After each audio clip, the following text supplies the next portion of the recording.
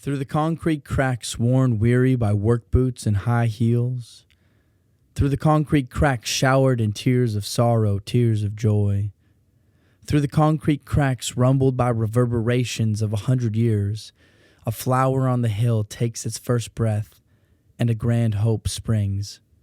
Welcome to the Spring Street podcast at the intersection of creation and destruction in the heart of downtown Los Angeles. And now, a word from the sponsors.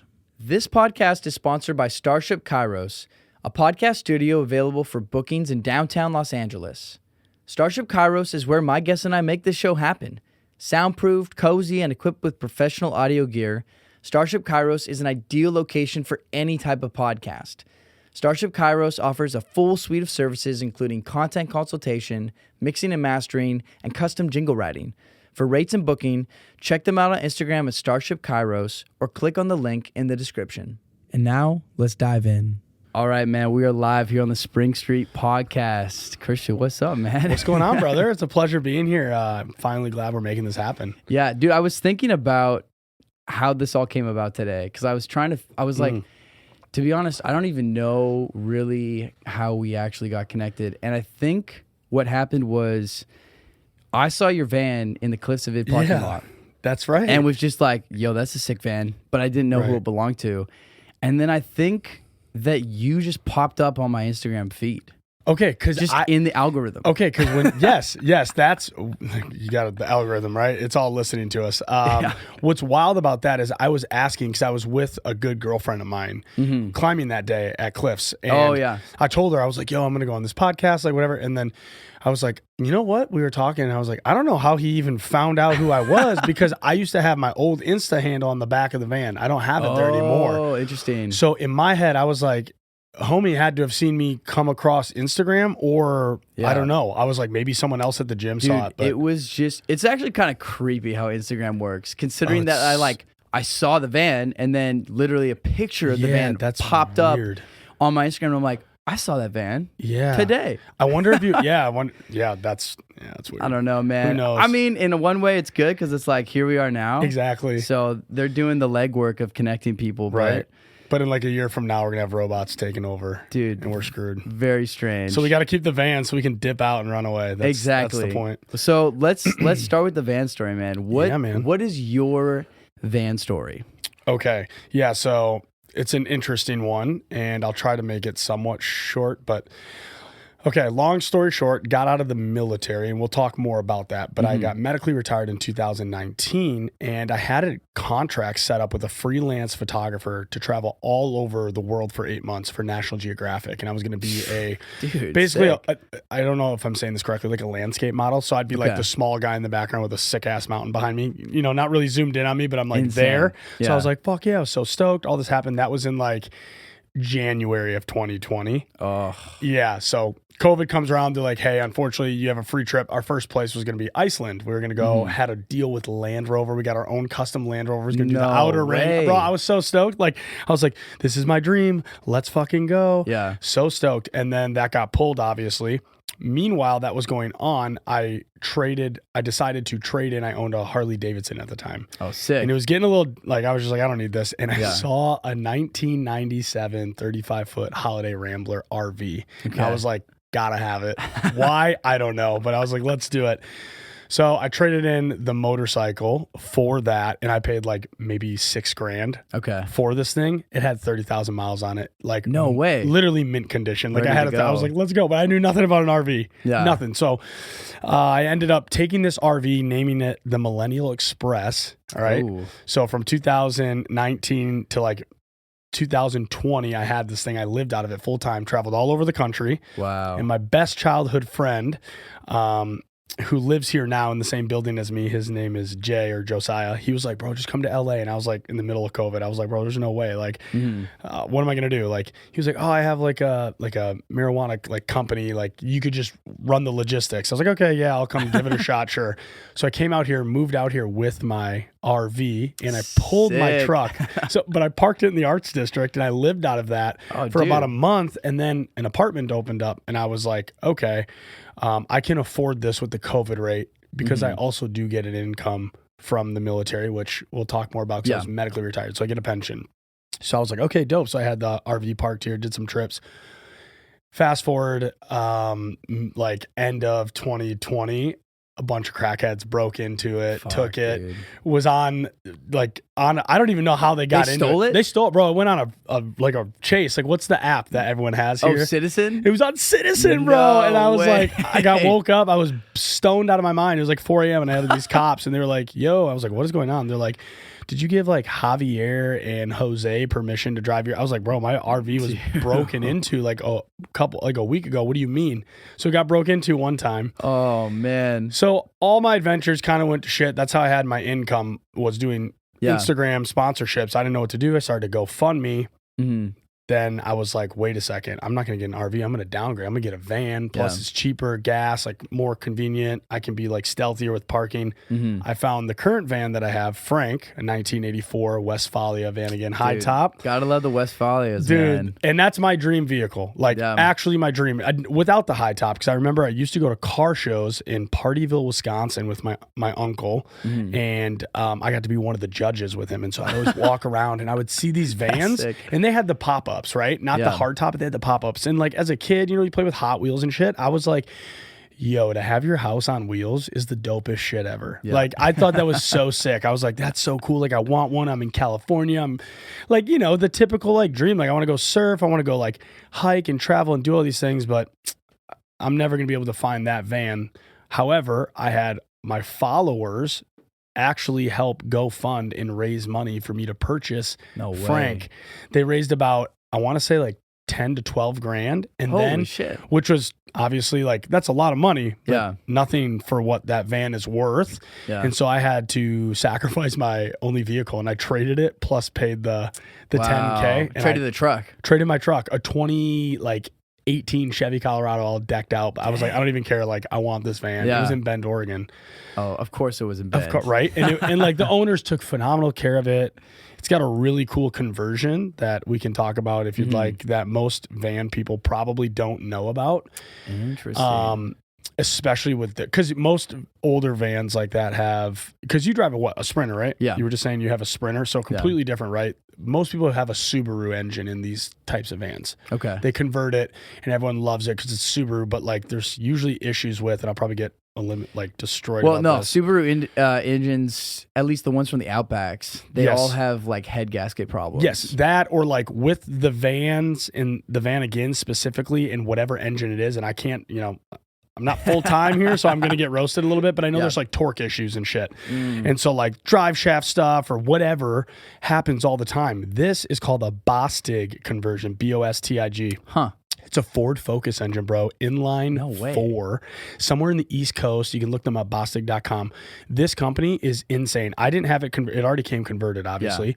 But this guy was like, you can like plug in a little chip. It'll give you the electric code if there's something wrong with it. You email these two dudes in the East Coast. Dude, I'm talking about 20 minutes. They're like, this is your problem. Take it here. If it's not already at the shop, whatever it is. There's a website, a Facebook. And these things are like so efficient, bro. Knock on wood. So efficient. So if the engine goes out, $700 to replace it. What? They're everywhere. It's like 2005 to 2009 Ford Focus engines. That is very interesting. So what's the original year of this Westfalia? 1984. 1984. And then it's got like a new Ford Focus engine in it. Or like newer. I think when I got it, it had roughly 75 to 80,000 miles on it, which is nothing for a Ford Focus engine. Sure. And so, I've probably put another like 20 on there probably. Yeah. You know, since 2020. Are those things 4-wheel drive? No, mine's 2-wheel drive and even has the 2-wheel drive. I don't know why they put it on there. There's a whole reasoning behind it. There are 4-wheel drive ones. You can get the conversion for it, but it's super expensive. And like, I'm not trying to do off-roading like with that really. For sure. But one day that's the goal with the bro. Yeah, mine isn't 4x4. Okay. I wish it was. Right. But have you heard about Mercedes that they're going away? For all 4x4. Really? Yeah, man. I think 2028, don't quote me on this, 2028, they're done with 4-wheel drive, like producing them, the Sprinter vans, and it's going to be all-wheel drive. And then after that, there's a certain amount of years, and then they're going to go all electric. I knew that. Because I think most car companies, like by 2030, I think most companies are like, we're not making. In California, I know, has got their own thing, but isn't it just? I mean, all-wheel drive, I'm cool with. Like, don't get me wrong, all-wheel drive's great. There's a great comparisons for the people that are big four-wheel drive. I'll be honest with you, I don't know that I fully know the difference. Isn't it just four-wheel drive is like they're independent, like each wheel's independent, and all-wheel is like.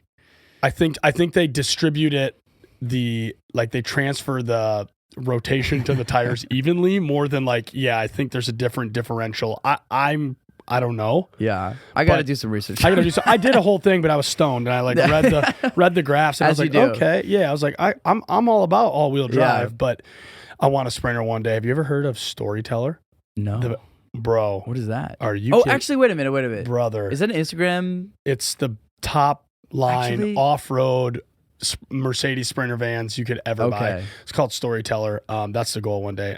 That's like a type of that's the name. It's Mercedes, but the company is called Storyteller, and it's only Mercedes. They just got brought on a new one, a Ford, the Ford. What's it called? Is it the Eco line? What is the hell is the Ford van's called? Transits. Ford Transit. They have a model of that now, but it's all Mercedes. They have a Stealth, Classic, Beast Mode, bro. Interesting. When I show you this, there's some crazy conversions out there. Yeah, I've seen some pretty wild ones, and it's insane too because some of them get it to $750,000. Dude, some of those are I think those are Earth Roamer, dude. Earth so Roamer they just is crazy. But I think Earth Roamer, maybe it's a different. I'm going to say this incorrectly, but Storyteller just bought and or partnered with, I think, Earth Roamer. I think John Mayer bought a Earth Roamer. That could be just That's total wild. bullshit, but hey, something in my mind is those would be good if there's you ever watched The Last of Us yet? I've seen a little bit of it. Yeah, if that End happens of the world, here, man. Yeah, you got to have one of them, dude. I definitely think that there are a few communities in the United States that are more equipped for the apocalypse than the van life community. Van lifers, they're already ready to go, man. They're ready to go. Half of them are already in the desert anyway. Yeah, they're good to go. They just need to they're pretty passive. They're not gonna I don't think they're carrying. They're not gonna fuck shit. Well, dude, some actually nowadays. It depends. So I do. So don't fuck with me on the road. Have you heard of Schoolie Palooza? I feel like I had a girlfriend of mine who is that with all the school the schoolies. Yeah, and it's they're big. So it's like a big van life festival. It's free. It's just out on BLM land. Mostly schoolies, but it's also open to everyone. Okay. And I went this last year. It was in February, just before the Super Bowl. Oh, it was insane. Hundreds of people in their school buses, their vans, their box trucks. trucks. Fucking fun. It was so sick. When is it? It's February-ish of every year. Maybe I'll go this year. Dude, it's free. Let's link. For sure. It's incredible. Probably a great place to shoot content, too, and meet amazing van life and schoolie people. Duh. Yes, 100%. What I was going to say is I remember seeing some dude who was just walking around, holster, just shirt off, walking his dogs. And I'm like, oh, shit. All right. I'm in Arizona right now. Oh, he was in Arizona? Got it. Yeah.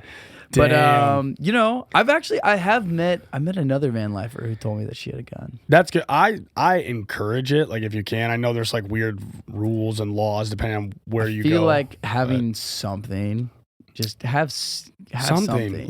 Have a contingency plan. Dude, just a contingency, a taser, have pepper spray, have a dog that's gonna do something. Have you ever had any sketchy situations in the van? Besides getting your van stolen. Besides, having the RV literally turn into a meth shop and then go on a wild 15-mile-an-hour car chase.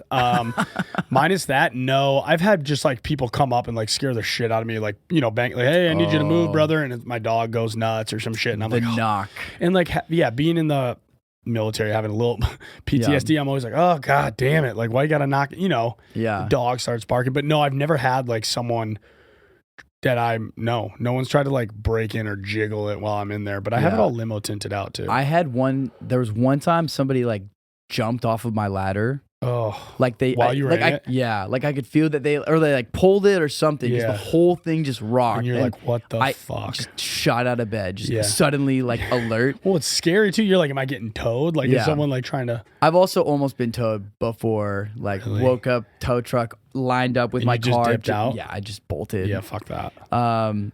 By and large, though, I don't ever have any issues. No. And also, too, mine is a little bit different. The only places where there's windows are the driver's door, the passenger door, the front windshield, The rest of it's just a box. Yeah, that's nice for stealth. Like, yeah, so you'd have to open the back doors for people to see. Yeah, if someone was gonna break in, they're probably gonna break a front window. Yeah, I'm in the back. You can see it coming, or like you at least have a visual. There's of what's quite going a lot on. of moments for me to react and there's definitely that's true. Precautions contingencies I have in place. That'd be the worst to just deal with some shit like that. Honestly, like while you're in I know, it. dude. Knock on wood. I'm surprised that it hasn't happened in LA. I know, bro. But at the same time, I feel like since I have the Sprinter, it allows me to park in certain places where I can kind of get away with it. Like, do you know Larchmont Village? Yeah. Super nice. Super bougie. Nice. And I love it there. Is it all free parking, Dude, right? I park in there all the time. Yeah. In those neighborhoods. Bro, you can park in the Arts District. It's free too. Granted, my RV was broken into. But But my van stays outside, parked there. Yeah. Because it can't fit in the parking garage. I park at Lab. Oh, you do? Okay. I do. That's dope. Yeah, I'll also park it up against the wall too to try to eliminate even more points of like entry. Is yours all white? So, no, or is it's it gray? It's like a gray. It's gray? Yeah, you've probably I've seen it, man. I've definitely seen it. Up against, I know exactly what you're talking about, like the brick wall. Or I go right as close as I can because I have a sliding door. Yes. So I'm like, okay, now if anybody really wanted to try, like, there's such limited options. Like, but the Arts District's, I think, relatively pretty damn safe. Mine was an issue because the people that broke into it were convicted Grand Theft Auto people. The police people were like, they were watching like this vehicle for over 2 weeks. They said, I was like, okay, that makes sense. Damn. But usually people don't. Yeah. Like it's pretty safe there. Yeah. How long were you in the RV for? How long did you live in it for? About a year. No, just under a year. Okay. So a year on the road, just about a year on the road all over America? Yes, just about a year all over America. Yeah, I did That's that sick. and was like hitting like the Badlands, the South Dakota, went all the way down to like I did Arizona, I did New Mexico. I went all over and was just like drive around, did the whole PCH, came up and then like Yosemite. That's just sick. driving around. And at that point in time, did you have much of like a social media following? No. You were kind of building it up. I was building it. I maybe think I had like roughly around 6,000 at the time because keep in mind until I got out of the military officially in 2019. Because I did purchase the van in the RV in 2018 at the end of it while I was but I didn't like take it out. I just had it, right? And like, did little trips like Breckenridge with the boys and shit. Yeah. But I was on private account. Like I didn't go public. I was in the military. I had to keep shit kind of like tightened up and whatnot. So then once I did that, people were like, yo, like I would meet people on the road and they'd be like, you should go here, you should go there. Yeah. And then someone's like, oh, do you have an Instagram? And I was just like, yeah, but I don't use it. So that's when I put on. It used to be Delatory 608. That's where I'm from, and 608 is my area code. Yeah, and then Delatory is my last name, so I put that on the back of my RV, massive, and then I put like Millennial Express and named it. Nice. And then I would get people on the road starting to follow me. Yeah, it slowly started to grow. We had the grassroots growing, but that's sick. So 608, what area code is that? Madison, Wisconsin. Okay, so you're from Wisconsin. Yeah, it's Wisconsin. Sorry, yeah, that's I'm from Madison, born and raised there. Got it. Where are you from originally? Vancouver, BC, man. Oh yeah, that's right. You were saying that. Okay, so, we love Canada, bro. I'm heading up there again this year. I'm super stoked. It's a beautiful part of the world. So it's so beautiful, like truly. But yeah, dude, the van life's been so fun. It's getting like I'm starting to dive back into more van life trip content type shit because I was so tied up with acting and stuff the last year. But man, I just got back from a little like 4-day trip to Bishop, California climbing. Oh, sick. I forget Dude, how I still haven't been to Bishop. I've been needing to go. Bro. Were you sport climbing out there? Or what I was bouldering out there with a good girlfriend of mine. Nice. And our first time bouldering like live outside like that. Because I usually sport climb. Yeah. Or did in Colorado and Wisconsin. I haven't even sport climbed officially yet outside in California. Dude, you gotta go to J-Tree, man. I want to go. Yeah, I want to go to Joshua Tree. You got to go to Alabama Hills. That's where we were too. Yeah, Alabama Hills and Bishop. But J-Tree, we have a lot of climbing. Also, obviously. too, Malibu Creek. I was gonna just say Malibu Creek. Malibu Creek is great. But I gotta get back into like. I gotta be able to like clean the top, like lead climb up there. Like I'm usually going with my friends that will lead it, and then I'll top rope or I'll go lead. That's usually what I do. And they'll clean it because I the anchor and setting anchors up. Yeah. Like I gotta get more proficient in that before I start risking for sure myself and my belay partners with me because I don't want to like do that. It's a big deal. It's a lot of big pressure. deal. If you're the most experienced, usually when I go, I'm like the least experienced. I'm like, this is great. Same. So I'm like, fuck yeah, let's go. I just get to take my shirt off and climb and get to content. Now it's like, no, like you got to be responsible. You got to, and I'm usually like that guy who's like smoking a little. I throw an edible down or have a couple beers. I haven't tried that yet. I do want to just climb at when you're like climbing around in a gym. I'm really curious to see what that would. It's the best. I do it live climbing all the time, but it's not like risky. It's just like we're top roping up, so it's like you just tie in. Top roping is the least risky thing you can do. Least risky, especially when you're stoned. It's so fun, and you climb a little better. Have you night climbed yet? No, I haven't done that either. So if you climb at night, apparently like you don't, if you're worried about heights sometimes or like sketch out, you can only see the problems you're working at right there. I can see that. So you don't even stress as much about what's below. And height's not really a problem for me. Oh, it is. Bouldering though scares me. Bro, bouldering outside is fucking If I'm terrifying. on a rope, if you could send me up 1,000 feet, I wouldn't care. I was a roofer back in Canada. Oh, really? Oh, so I was just on the roof, on a rope, hanging off ledges, just shingling all day. See, like, so I'm used to that. I'm jealous, bro. I'm scared So have you ever climbed up in Squamish? So funny enough, before I ever got into climbing, I had a buddy who was like insanely into it. He took me up to Squamish. We get up there and he's like, dude, I forgot the harnesses. And I'm like, fuck. So we just bouldered. We bouldered up there. I fucking picked one up. And I didn't even know anything about I didn't know how significant Squamish was. Dude, it's like epic. I knew nothing about the climbing community. Honestly, at that point in my life, I kind of thought climbing was kind of dumb. Like I just really had no point of reference. Well, and now I look back on that, I'm like, damn, dude, I can't even believe that I lived there and I fucking never took advantage of that. That's okay though. You get to go back. Now you know. Dude, I'm trying to go back this summer for like a good chunk of time. So we'll see. That's sick. I want to go back in the timeline because, dude, there's like so many things I'm curious, especially considering one thing I love about this type of podcast is like we've never met. Yeah. We've never had a conversation. No, seriously. So literally I just have a bazillion questions. Oh, dude, hit me up. I'm all over military. the place. Yes. So what branch of the military were you in? So I was in the Army. I was an infantry officer. I did no way. Yeah, it was dope. I did the ROTC route. So I went to college, got it all paid for. Where'd you go to school? University of Dubuque, Iowa. Small, like expensive. I always call it I call it like the Harvard of the Midwest. It's not. It's just a joke. It's like a D3. Like it's a really hang on. To all my Dubuque people out there, it's a really good school. Like actually really good. I went there for criminal justice. aka took like the easy route. Okay. I ran track there for 2 years, and then I did ROTC, but I couldn't do both, so I just committed to doing ROTC. Yeah. What made you want to join the military? Originally it was, I had nothing else going for me. I used to play hockey and I was a goalie, and I had a freak accident in 2008-9, and I cut my leg right above my left knee, and my whole quad muscle was exposed. You could see my kneecap and tendons. It was bad. I almost lost. Skate? Yeah, it was a skate cut in. I was a goalie. Yeah, so dude, it got that's cut. Crazy. Yeah. Damn. And you know what though, to be Blood fair, on the ice. yeah, to be fair, I was wearing, not cheating, but I was playing to my advantage as a goalie and wearing skater breezers instead of goalie breezers, which are bigger and more padding. Interesting. I liked wearing the skater ones because I was more quick and nimble and flexible and whatnot. Yeah, well, I learned the hard way. That happened. Holy shit. And I thought I was going to lose. They said they had to do these like tests and stuff, but I almost lost my leg from the knee down. Damn. So after that happened, I planned on going to play hockey somewhere in college, whether it was D3, D1. I had like I was going to all the like Wisconsin Badger private invite camps only with Bill Howard, all these things. It was just like my dream. So when that happened, I was just like, well, shit, let's just do the military. Like, fuck it.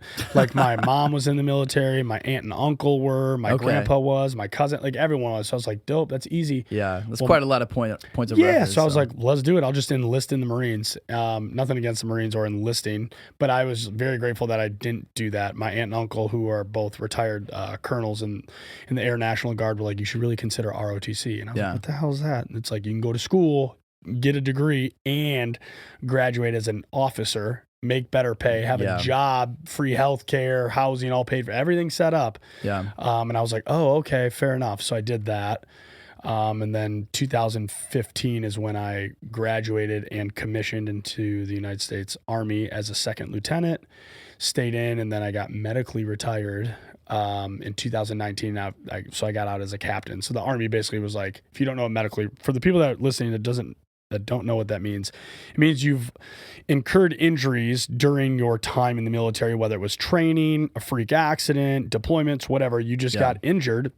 So much so that the military was like, hey, you're so banged up. Like, we're literally not kicking you out, but forcing you out. Right. And if you do that medically, that means you're significantly banged up enough that they're like, hey, not only are we going to send you out of the military and nix your contract, you know, I'm very, very grateful to have free healthcare for the rest of my life. I can send my future wife or one of my kids to college. I have the GI Bill. And so I have everything, and I collect a pension for my disability every month for the rest of my life, tax-free. So I'm very grateful. It sucked because it changed my career. I thought I was going to be a career officer. Yeah. Not that I'd last that long anyways. I'd probably get into some trouble. I wasn't probably the best officer, but I had a hell of a lot of fun.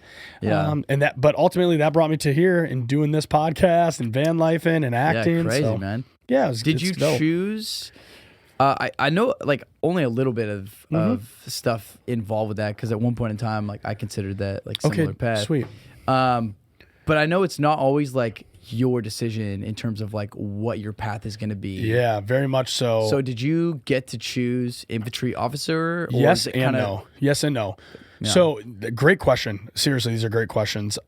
Because when you do ROTC, which is a Reserved Officer Training Corps, that's going to college, it's all based on how you do at this summer training you go to called LDAC at the time, right? You get evaluated on your skill set and leading abilities and things like that. But then your GPA, your physical fitness score, all these things add up, and you go into a pool, you know, with other cadets, as we're called, all around your program and all around the country.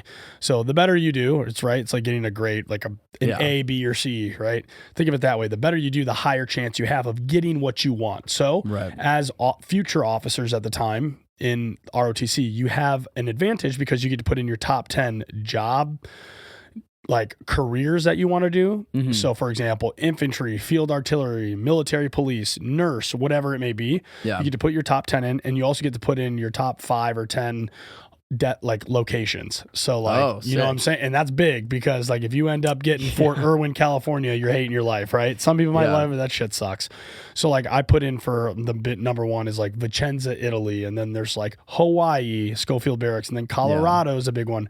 I got Colorado. So I was like, yes. And I got my first choice as an infantry officer. And it's pretty cool because you can also kind of finagle it in the way that like you can say your original contract, I think, is like 5 years or like 4 years or something like that. I can't remember, but you can say, hey, I want to be active duty. And most people want active duty because that's full time, right? Right. You can also have the best scores and go, I want to be infantry, but I want to be Air National Guard, or not Air National Guard, National Guard or Reserve. Yeah. And that's just like taking yourself down, being like, I still want to work civilian sector, but also, and you can get that anywhere. That's great. But active duty is what everyone wants. Obviously, you get full-time benefits.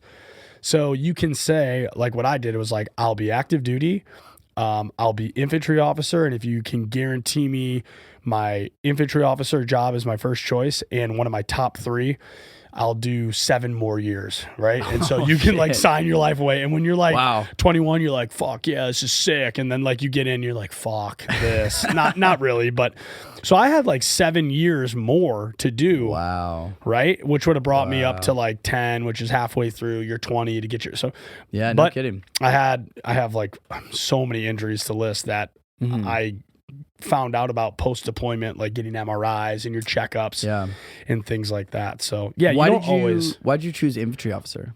I thought it was badass. I thought it was so cool. Like honestly, I was like, yo, that's dope. Like I can go like kill bad guys. Like sure, like let's do that. What's the most extreme thing I can do? Yeah. But really though, it was more so about like pushing myself, I think. Like if I really look at it, like, because do you really know what you want when you're like turning 21 years old? Like, no, like you think it's really cool and all this shit. But to me, I felt like a leader, whether it was like being on my hockey team or running track and field and being captains. I was always like, I want to be put where there's friction. Like I love confronting like friction and or conflict. And the infantry was like, to me, it was like, there's no other job in the military that you have to, like, you have conflict right there in front of you. Now, you may not be on the front lines every time, but what you're dealing with and how you're training and things of that nature, ultimately it's life or death for you or the soldiers you're in charge of. So it was like, I want the biggest responsibility possible, even as a hockey goalie. Like I felt like I was the last line of defense. Yeah, so I have all this 100%. responsibility, even if my teammates quote unquote fail or something happens, it's up to me to make a decision to help sway this game. And that translates over to the military, right? Sway the game. Well, it's more so like, like how can we have an advantage over the enemy, whether it's in real life, training? How can you take everybody, all 39 soldiers, all their skill sets or where they come from, language barriers, all these things, and how can you make that like a team? Yeah. And I love that challenge. And so I learned a lot about myself. I had to do a lot of growing up really quick because, you're 21 years old. I think I took a platoon of like 30 some soldiers at like, I want to say like 23, and my platoon sergeant was 36, and I'm over here supposed to be telling him like what to do, not and like working with people and helping soldiers go through like divorces and shit. I'm like, divorce, bro? Like I've never been in love. Like I'm 23. Like 2 years ago I was like blacked out in Panama City, Florida, and you want advice from me? The fuck out of here. So yeah, that is kind of a crazy dynamic. It's weird. It's so weird. The military. Yeah. I mean, in one sense too, like there are probably thousands of stories of young men and women who at a very young age rise to incredible occasions. Right. Because when you're put in a situation where you're given incredible amounts of responsibility. Yeah. And then shit hits the fan. It's like, people pull off incredible things. It really is tremendously incredible to think about some of the people that I served with for and soldiers that I've led, because like stories, it's just like this, like you just meet people and you're just like, anytime I'm going somewhere, especially van life and road trip and driving through a city or wherever I'm at, I always look at like lights on in houses or like in downtown LA, you see everyone. I'm like, that's just a different fucking story. And like in the military, you get that. In real life, you get that.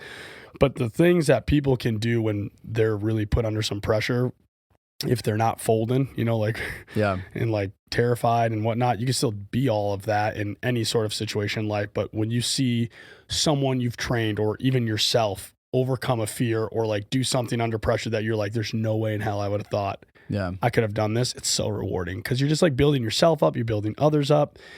It's just like a cool thing. Confidence is key in everything, man. Sure. Just build that confidence. 100%, even if you don't know what the fuck you're doing, just like act like it, talk like it, and you're Fake it you're till you good. make it, man. Exactly. Did you ever deploy when you were in the Army? So I did 2 deployments. One was like 2 months. I think it was like 2 months to Europe. It was funny enough. I guess it's not really funny, but it was supposed to be a show of force. To Russia on how quick we could get over and like be deployed as a battalion or division, whatever the hell it was. But that was like a 2-month party essentially in Europe. Was it to Germany? Or? It was to Germany. It was to Germany. We did a lot of live. So it was hard training. Don't get me wrong. We did a lot of live fire exercises, met some cool people, worked with like the Brits, worked with a couple other different countries and, NATO and people involved with that. And then did a 9-month deployment, combat deployment to Afghanistan. I was based out of Bagram, which is now no longer there. Like, I mean, like Bagram at the time too. Wasn't that the Bagram Air Base? Wasn't that like the last? It was like the place where people. That was where people were like falling off the planes and like. I don't know if it was Bagram specifically. It might have been more near Kabul. Okay. But Bagram was, it's one of the largest bases over there that we did pull out of last, which is so weird because like I was there. And so now to think like. When was that deployment? 2018. Dang. So like it's weird to me. My friends and I always joke. 2 years before. Yeah, we were just like, bro, there's like just like bad guys sleeping in our beds now, probably, or like whoever lives there overtook it, like whatever. Like, but did 2 deployments. That one was great. It's not like as crazy as it was like in the early 2000s. Like, we got rocketed all the time, and like you see a lot of things and stuff like that. But it wasn't like kicking down doors and like, raiding stuff. Yeah. Well, I feel like the nature of that war had changed dramatically. Oh yeah, everything by 2018 compared to 2001. Oh yeah, early 2000s to 2000. It's all everything now is either like special operations is going in there, tagging and bagging people. You don't hear about it till like months after, which is great. Shout out to I have friends that have served in the special forces, whether it's Air Force, Army, all that. They're another level. Like it's insane, and I so much respect for them. But it's either that or it's all like drones. Like everything's like. It's very rare that you're doing conventional war nowadays, at least in my eyes and from the people that I still know in the military and whatnot, it's very rare that you're going to see like tanks out there unless you're like in Ukraine Unless right you're now. in Ukraine. That shit's no joke. It's But insane. yeah, 2 deployments, but nothing like crazy. Yeah, you said it was 9 months long? Yep, 9 months long. It was Were you there in the summer? You must have been. Yeah, If it was 9 months. It was Hot as fuck. It was hot, but it was so good to be there and like miss the like 4th of July shit rather than like Christmas. Bruh, if I would have missed Christmas and like Thanksgiving. Right. I actually got back. I came back earlier. I got back like 8 months, like a month earlier, a month and a half early. So I just got back in time for Thanksgiving, which was great. Mm-hmm. But no, it wasn't as bad. Plus you're there with like your homeboys and homegirls, and so like you just make it work, and like it is what it is. But no, it was a good time. Yeah. It's interesting to hear your perspective on that. I had somebody on the podcast recently who he is currently in the Marine Corps Reserves. Okay. And he was active duty in Fallujah in 2006. Ooh.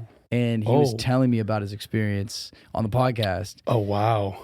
Completely different. Very different. Oh, yeah. Like I asked him, I was like, what were, like best parts and worst parts? And he's like, there were no best parts.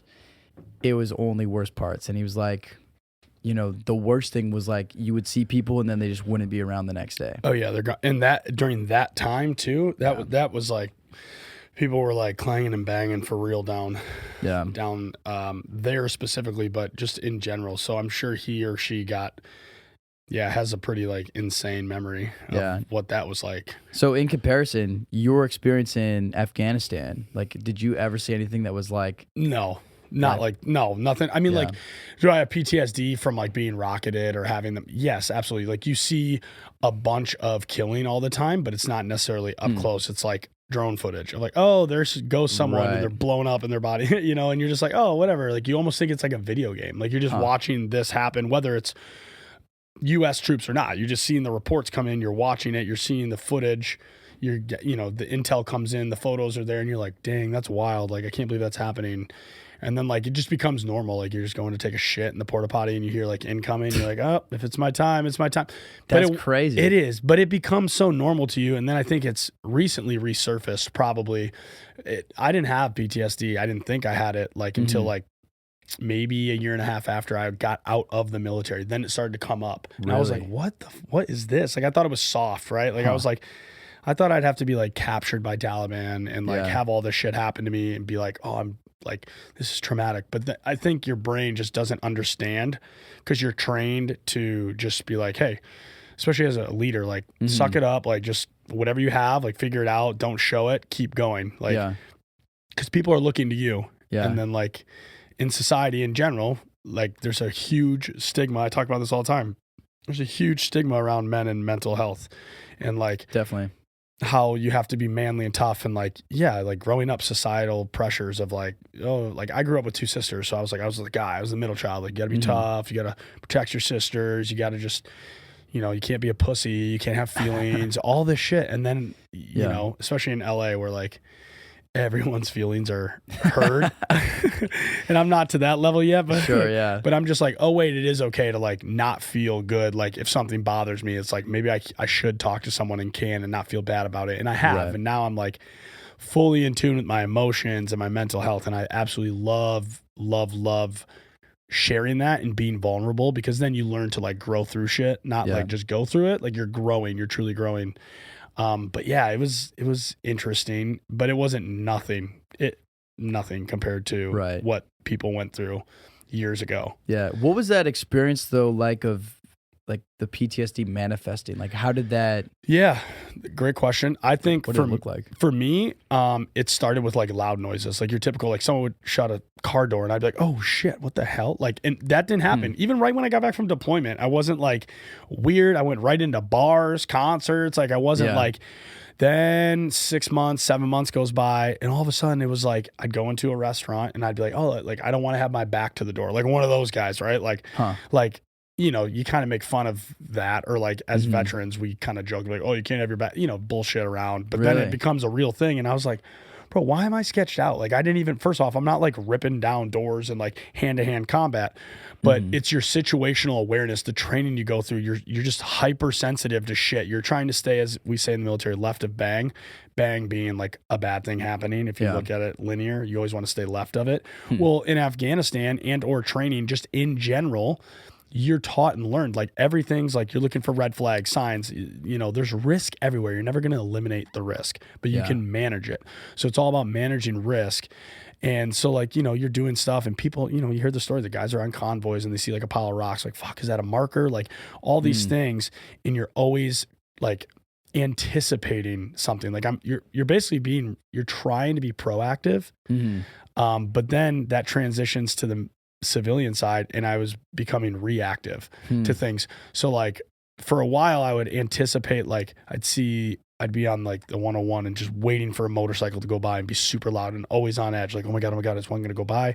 Because one would go by and it would just freak me out for no reason. I'd start breathing heavy. I'd have to use like a bag to breathe and like, I couldn't fly. And this was something I've like, couldn't fly. I started getting on flights and I'd start sweating and be like, what the fuck? Like just to go home. Never in my life has this ever happened. All my friends and family would be like, Christian, that's not you. And then it just become like, you could tell I was becoming more impatient. A loud noise, a vehicle, and being in downtown LA, the arts district, shit's loud all the time. There's like fireworks and shit going off. And it just became a constant like stressor. Like something like that would ruin my day where I would have to go home and like chill. So I finally started seeing a therapist, did some exposure therapy stuff for about 8 weeks and still see a therapist just in general. I think it's the best thing ever. But it would just start to be weird things. Like I'd have to like back into parking spots like so I could have a quick exit. Like it's not dumb. I say it's dumb because at the time it's like stuff that like you see satire military shows make fun of, like, oh, you know, like it's a dude who has like wearing like the grunt life stuff. He backs into his spot. He's all like proactive of like, I'm going to be here and have and that's what I felt like I was doing. So I was like, this is so stupid, but really it was just how my brain was trained and just the science behind it is like, hey, I'm just doing what has been ingrained in me the last 8.5 years. Yeah. And like, that doesn't need to be how you live your life. So even like walking around downtown or longboarding, if someone like jogs by me, it still startles me and whatnot. But it's like, I don't know. It was just weird stuff. My stomach started feeling weird, like going to like concerts or like with a bunch of people. I was like, nah, I'm good. Like you just get like stressed out, but I've gotten through all of that. Now I still have like little things that bother me or put me on edge or startle me, but I'm not to the point where like, we go right now to Coachella and I'd be fine. Not that I want to go to Coachella, but you know what I'm saying? Like I'm okay now, just learning how to deal with it and cope with it and understand it. Yeah. What made possible that step of just choosing to see a therapist? Like, was that a natural instinct or did it kind of take some like working up to, or? It took a lot of working up to. I think what really set it off was during COVID. We all had a lot of times with ourselves, right? So it was and I'm like, for all you like hardcore astrology, like West Coast people in general, I'm a Gemini, so I'm very much like, let's fucking go, let's keep it moving. I'm not like a people pleaser, but I just want to make sure everyone's having a good time. Like I kind of like keep my shit wherever and like just full tilt all the time. And so when that happened, you couldn't do all these things. You couldn't go to all these events. I spent so much time with my thoughts and being alone. And like, I was like, what in the hell is going on? Like what, I was feeling weird. I was doing things. I was like, you know, like going through these episodes of like, just like, I'm like, am I good? Like what's going on? Like I had to like force myself to like write shit down, like journal, which I was like, this is weird. I don't journal. I'm dyslexic as well. So like writing in general is hard for me, like writing and reading. And I was like, what is going on? So then all of a sudden I was just like, wait a second. Like I can't take everything that's going on in my head and like, I'm putting some of it to paper, which is great. Objectively, that helps you look at something and have a different perspective. But I was like, I think I need help. Like, I don't know how to do this. And like, it is what it is. And so a lot of my friends I reached out to were like, bro, I like see a therapist. This is great. And then I met some people who, not that I have ever been suicidal, but I have a lot of good friends of mine that have lost people to, you know, depression, which led to, you know, them unfortunately taking their lives. And like, have I been depressed? Yes. Have I gone through waves of like, you know, weird moods and anxiety? Absolutely. I've never had thoughts to that point or that extreme, but I was in my head thinking, I don't ever want to get to that point. Right. So maybe let's talk to some of the guys. And it was like a bunch of good friends of mine who were like, dude, just get a therapist. It's sick. You have free healthcare. What are you doing? Like, I was like, yeah, you're right. What am I doing? And then I want to say too, like a lot of the women in my life have been a huge role player in pushing me to understand myself, my emotions. I grew up with all women. I lost my father before I was born by a couple months. So I never met the man, but wow. I had a stepfather come in around like 3 years old. So he's the best dad he could have ever been. But I grew up in an interesting dynamic. I had two sisters, both from different dads. And my mom, I don't have a relationship anymore with, just due to the fact that I was like, probably I was abused mentally, physically, emotionally, verbally, and so I couldn't be vulnerable. And so to me, growing up, I was like, I had like my older sister looking out for me. I was trying to look out for my younger sister, but then I had this mom who was like bipolar, and I didn't understand that at the time and how that wasn't not normal. Right. So for me, it was like this weird thing of like I have a lot of women in my life that are friends that I absolutely love and trust because I got that to a degree from my older sister, my younger sister, and my aunt, who is everything. My aunt is my mom. She's my rock. Wow. But I didn't have that from my mother. So like I surround myself with women. Like my team of like my manager's a woman. Like the girl I'm starting this nonprofit with is a woman. Like all these women in my life, I trust because I got that from other girls besides my mom, right? And so for me, all these women in my life were telling me all the time, like, yo, it's like, it's sexy to be like vulnerable, like not even in like an attractive way. I'm just saying that is like access is sexy, like sharing your story, being vulnerable, like it's okay. And it took a lot of women in my life to tell me that because, the guys were just kind of like, I don't know, like fucking suck it up. But then I had the dudes in my life telling me like, yo, just see a therapist. Like it is what it is. Like you don't have to tell anyone, but just go do it. Whereas like I had the girls all being like, bro, who cares? Like just tell people. There's probably other veterans out there. There's probably other just everyday people that follow you that would love to hear that you're going through shit. Just like I love hearing that, other people are going through stuff, whether it's, like Anthony Bourdain or Nyjah Houston or whoever, people that you look up to or you aspire to be, them talking about their shit makes you feel more comfortable. And so that all kind of came into play with, the supportive men in my life, but the women, like, I just feel like the women in my life really pushed me to be like, yo, it's okay to not be okay. And really like, it's okay to fucking cry about shit and then tell someone about it. Like, why hold that back? Like, why would you suppress those feelings? And if they're people that you truly think and are in your inner circle and love and appreciate you, they won't care. They won't judge you. So yeah, shout out to all the women in my life because I feel like they have been the backbone of like basically forcing me to be okay with like who I really am and expressing that to others. Yeah. That's a powerful share, man. I think especially considering your background. Like I appreciate that. It is changing. The dynamic in our society is changing for sure. Oh yeah. But it still is that like, if you're a dude, suck it up kind of mentality. And I feel like I can only imagine that in the military, it's probably even more so.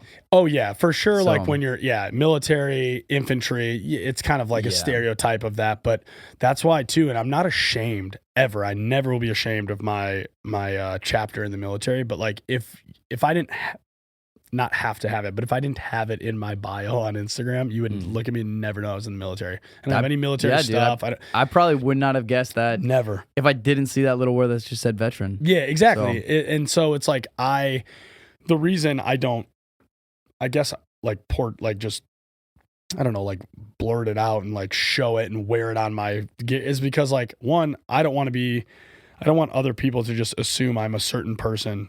Right. Due to the fact that I was in the military, right?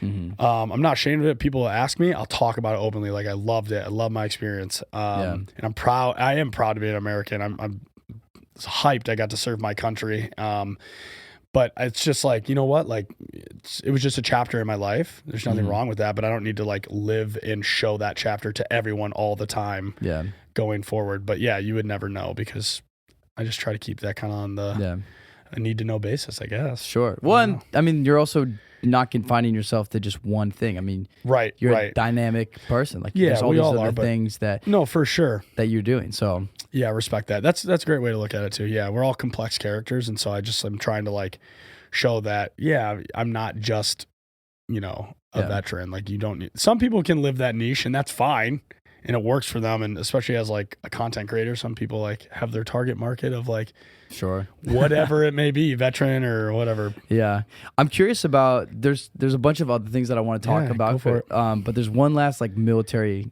question. Bro, I'm curious. Go for it. So I'm curious about like the way that you exited out of the military. Did you ever contemplate or like begin to pursue the path of like special forces and that kind of stuff? No, I thought I wanted to be a ranger, like get ranger qualified. Okay. And then potentially go to the ranger battalion. Like most infantry dudes and officers and women want to do that. And I had the opportunity. I went to ranger school. Didn't even last to the end of the week. I tore my right meniscus. Is that what? That's what? Yeah, that's I got. What happened? Yeah, you'll get a lot. Okay, and also you'll get a lot of dudes. It's called, or a lot of. I should say a lot of people, not dudes, but men and women, that will go to these courses like ranger training or something, right? Like ranger school, and they'll get eliminated because they call them. I forgot what it's called, but basically you have like a LOM, like lack of motivation. You just like quit. You're like, I can't do it. Right. You'll get guys and girls go like, oh, I got injured. I literally have documentation from the surgeon stating, hey, he tore his meniscus. You have to go. A lot of people will use the like, oh yeah, I got injured. No, I got it. But, and so I had to leave, and it's like sucks because as an infantry officer, you're basically looked down upon if you don't have your ranger tab when you go. Really? And most commanders, like the colonels of that battalion and whatnot, want the soldiers that are leading. They want officers to lead platoons that are ranger qualified, airborne ranger, because you want the most. It's like your resume. If you walk into, and as an officer, you're trying to gain respect from your soldiers, right? So if you come in, there's already that weird like this little 23-year-old's going to come in here and like take control, and like so long as you're not a dick and you like utilize your squad leaders and delegate and trust everyone, it's all good. But coming in and not having a ranger tab, everyone's like, look at this fucking pussy, right? Like it's just the reality of it. It is what it is. I don't care. I was pissed. Don't get me wrong. I was like, fuck, like I'm not going to get a platoon. Yeah. Shout out to my fucking Colonel Dennis. He was the one who like did give me a platoon, and I was great. And like, I didn't care, but no, I wanted to go ranger bat. And then maybe at some point, if I was in the ranger battalion and would have gone that route, then I maybe would have considered trying to go special forces. But there was no like, I got cut short. I got injured, and I still have my meniscus torn. It hasn't been fixed. Shit. Yeah. So when you tore your meniscus, was that pretty much like the end of your military career? No, it wasn't the end of my military career. Was that before or after the That was before I took before deployment. So that was after way. you go to this thing called IBULLOC. It's Infantry Basic Officer Leadership Course. It's like our basic training for officers. You do that, and then when you're done, you have the option to go to airborne school, ranger school. I got to go to ranger school. Got injured, had to recover, I did like a Bradley leader course. So it's like this mechanized, it looks like a tank, but it's not. I did that course for like 3 or 4 weeks. I did advanced. I tried to get as many courses I could do that weren't as physically like, enduring or whatever, physically hard, because like I had this torn meniscus. And then before I went to Fort Carson, Colorado and got my platoon, your company, your brigade, your unit can say, keep him there until he gets his ranger tab, or like make him go to these schools before he comes. And so I just did my own other schools and tried to get as much as I could. Yeah. Got shipped to Fort Carson, Colorado, and I took a platoon probably within 6 months after getting there, which I was so lucky. But would I have wanted to go special forces at one point? I think, that's definitely thought it was so cool. And I thought being ranger qualified and then maybe getting into ranger bat was the stepping stone to potentially be in special forces, but no, I wasn't like, yeah, I'm going to be a like special force, like, or a Navy, no. Right. Delta force, but was there a different injury then that was kind of like yeah, there's a bunch. Yeah. So like I came back from damn. deployment. Yeah. I'm all jacked up. I have a laundry list of shit that I didn't know. Cause you usually suck it up. Like you really do. Like there's a difference between injured and hurt. Like, are you hurt or are you actually like injured? It's something torn. It's something broken. Torn. Yeah. And that's also the mentality. Like in the infantry, it's like, as everyone knows, like listening to this, who's ever been in the military, it's like take a knee, like drink water, suck it up. Like just keep fucking going. Like, what are you going to do? Like, cause if you're ever in real shit, like what are you going to do? Like, even if you tear your meniscus, you can be like, oh my God, like help me. Like maybe, but someone's going to have to figure something out. Or if you get shot, you're going to have to do some self-aid, whatever it may be. But no, I have 3 herniated discs in my lower back. I have 2 bulging discs in my neck. I have neuropathy down the whole left side of my body, degenerative disc syndrome. I got sleep apnea. That's a real fun one. You just randomly pick up. I don't know how the hell I got that. Flat foot syndrome. I got arthritis in both my hips. Holy shit. Is that just from rucking? Rucking, wear and tear, Dude. Like doing things, training, whether you're like, jumping out of helicopters and like the bird, like even if you're like doing little things, but just rocking every day, pounding on your knees, like there's really no stretching. Like you're just like, I didn't even know I was an athlete. And so I felt great, but my back always hurt. And like, you never want to say anything because you get tagged, you get evaluated. Then guess what? You can't deploy. Now you don't get to lead troops. You just sit in an office all day. So you're just kind of like, I was like, unless I can't move, I'm never going to sick call for some bullshit. And I didn't. And like, it made it harder to get your disability when getting out because there's technically nothing on record. Because when you get out medically, they put you through this whole board. Right. And like, the MRIs was like, oh, this dude has, he's out. But then you're trying to collect other things. And like, you're hearing, like, I'm like half deaf in my left ear. Like, there's just all these things that you're just like, oh shit, I didn't know I had this. Like, but so I just try to stay active though. I don't let those injuries like define how I live my life. Right. You can't. Yeah. Otherwise you just become fat and lazy. And then, I'm a shelter guy and I don't want to do that. Yeah. Dang, man. Well, that's pretty intense. Yes. Interesting. I guess close to one chapter of your life. Right. And open to such a different chapter of your life. Completely. So Traitors. Oh yeah, yes. Tell me about how that all came about. I haven't watched the show yet. Nah, bro. It's a long ride. Though I am a big fan of Alan Cummings. Yeah, Alan Cummings, guy is hilarious. He's hilarious, and he has to be the host going forward. I'm pretty sure he is, but he played his character phenomenally. But yeah, Traitors, just long story short, when you're in LA and you do acting or influencing, you get a bunch of messages on Instagram once you start getting following, like, hey, you want to do this dating show? Hey, do you want to try this new show?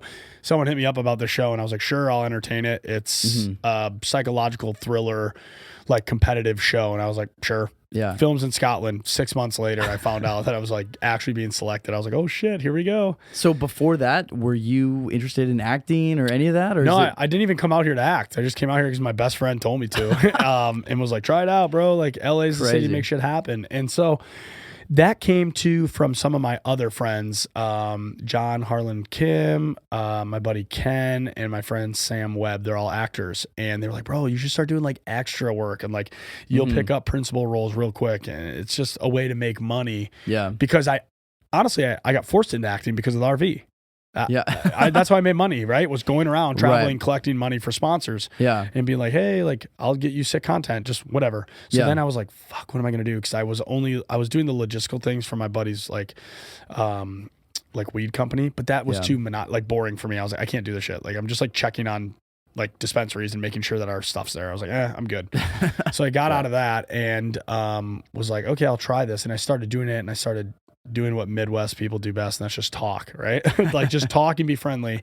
And I started like booking these things, and I didn't have an agent. I haven't had an agent until about 3 weeks ago. So I've been doing this for 3 weeks, all self-submitting, worked with like the NFL, Adidas, it just started getting bigger because of like, honestly, it was like confidence. A lot of the shit, like I white lied about. It'd be like, hey, we're looking for like a model and that has 6 years of acting experience. I was like, yep, sign me up.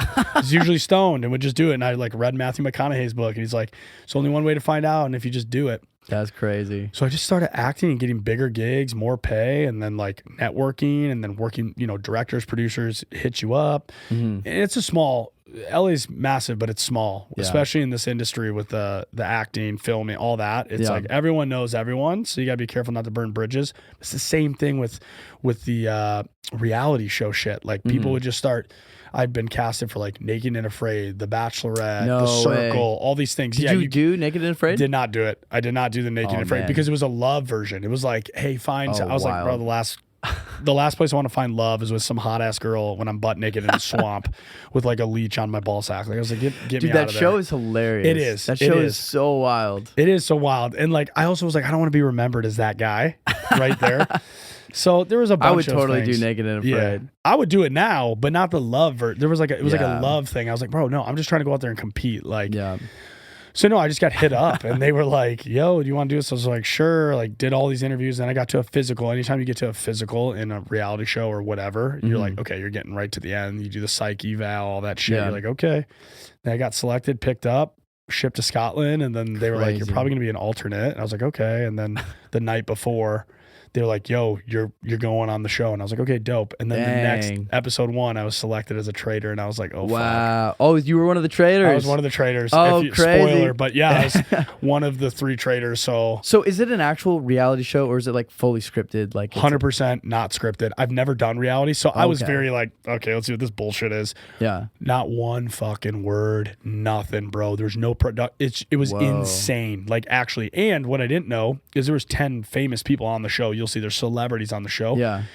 4 or 5 of them being some of the best competitive reality stars and players ever in the history. I'm talking about Survivor, Amazing Race winners. Oh, shit. So I was going up against people and I was like, what the fuck? Like I didn't know. Yeah. It was just insane. So as one of the traitors, like how would you win? So because I can imagine it's like a little bit different if you're one of the traitors. Yeah, so like the premise of the show, I'll make this super quick. 20 people live in a castle in Scotland. 3 of them are selected as traitors to start. Every night they murder someone, right? And it's for $250,000. So you're doing all these missions and you have to just blend in with everyone because as a traitor, you want to be looked at as a faithful. But every single night before the traitors murder someone, we all sit at a fucking table and show who we vote for of who we think a traitor is. Oh, and once all the traitors are gone, if you can get them, everyone who's left, there could be 5 people left, there could be fucking 1 person left. They take all the money and go. Now, at the end of the show, if there's a traitor left or multiple traitors, they take all the money and split it. Oh, so every night we were fucking going like, I think it was Ryan. I think it was. My name never got brought up once until the final. Damn. Yeah, I didn't win, but I made it real far. But I would just play. I said in episode 1, I was like, okay, I'm going to be the most obnoxious, over the top, annoying van life guy. That's it. Nobody knew I acted. Nobody knew. And like, I'm never going to like downplay like, oh, I always tell people you're not just anything, but I am a commercial actor. I have not been in a feature film. I have not taken acting classes. I just fucking show up and send it and somehow get these jobs. Granted, I was getting roasted when people found out I was an actor. They're like, this is the worst acting.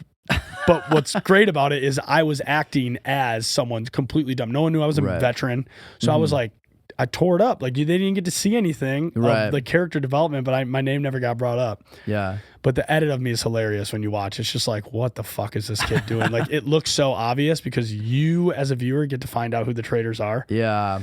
But man, it was that show. I've talked about this before. That was another reason I sought out therapy. I was mentally fucked after that show because it was about for a month. I was lying to everyone every single day. I was getting it was 18-hour filming. No, you couldn't break out of it. I couldn't break out of character. And like when you see it, you're like, this guy's goofy and whatever. But like there's some people being like, oh, he's enjoying that. But I was just playing a role. Yeah.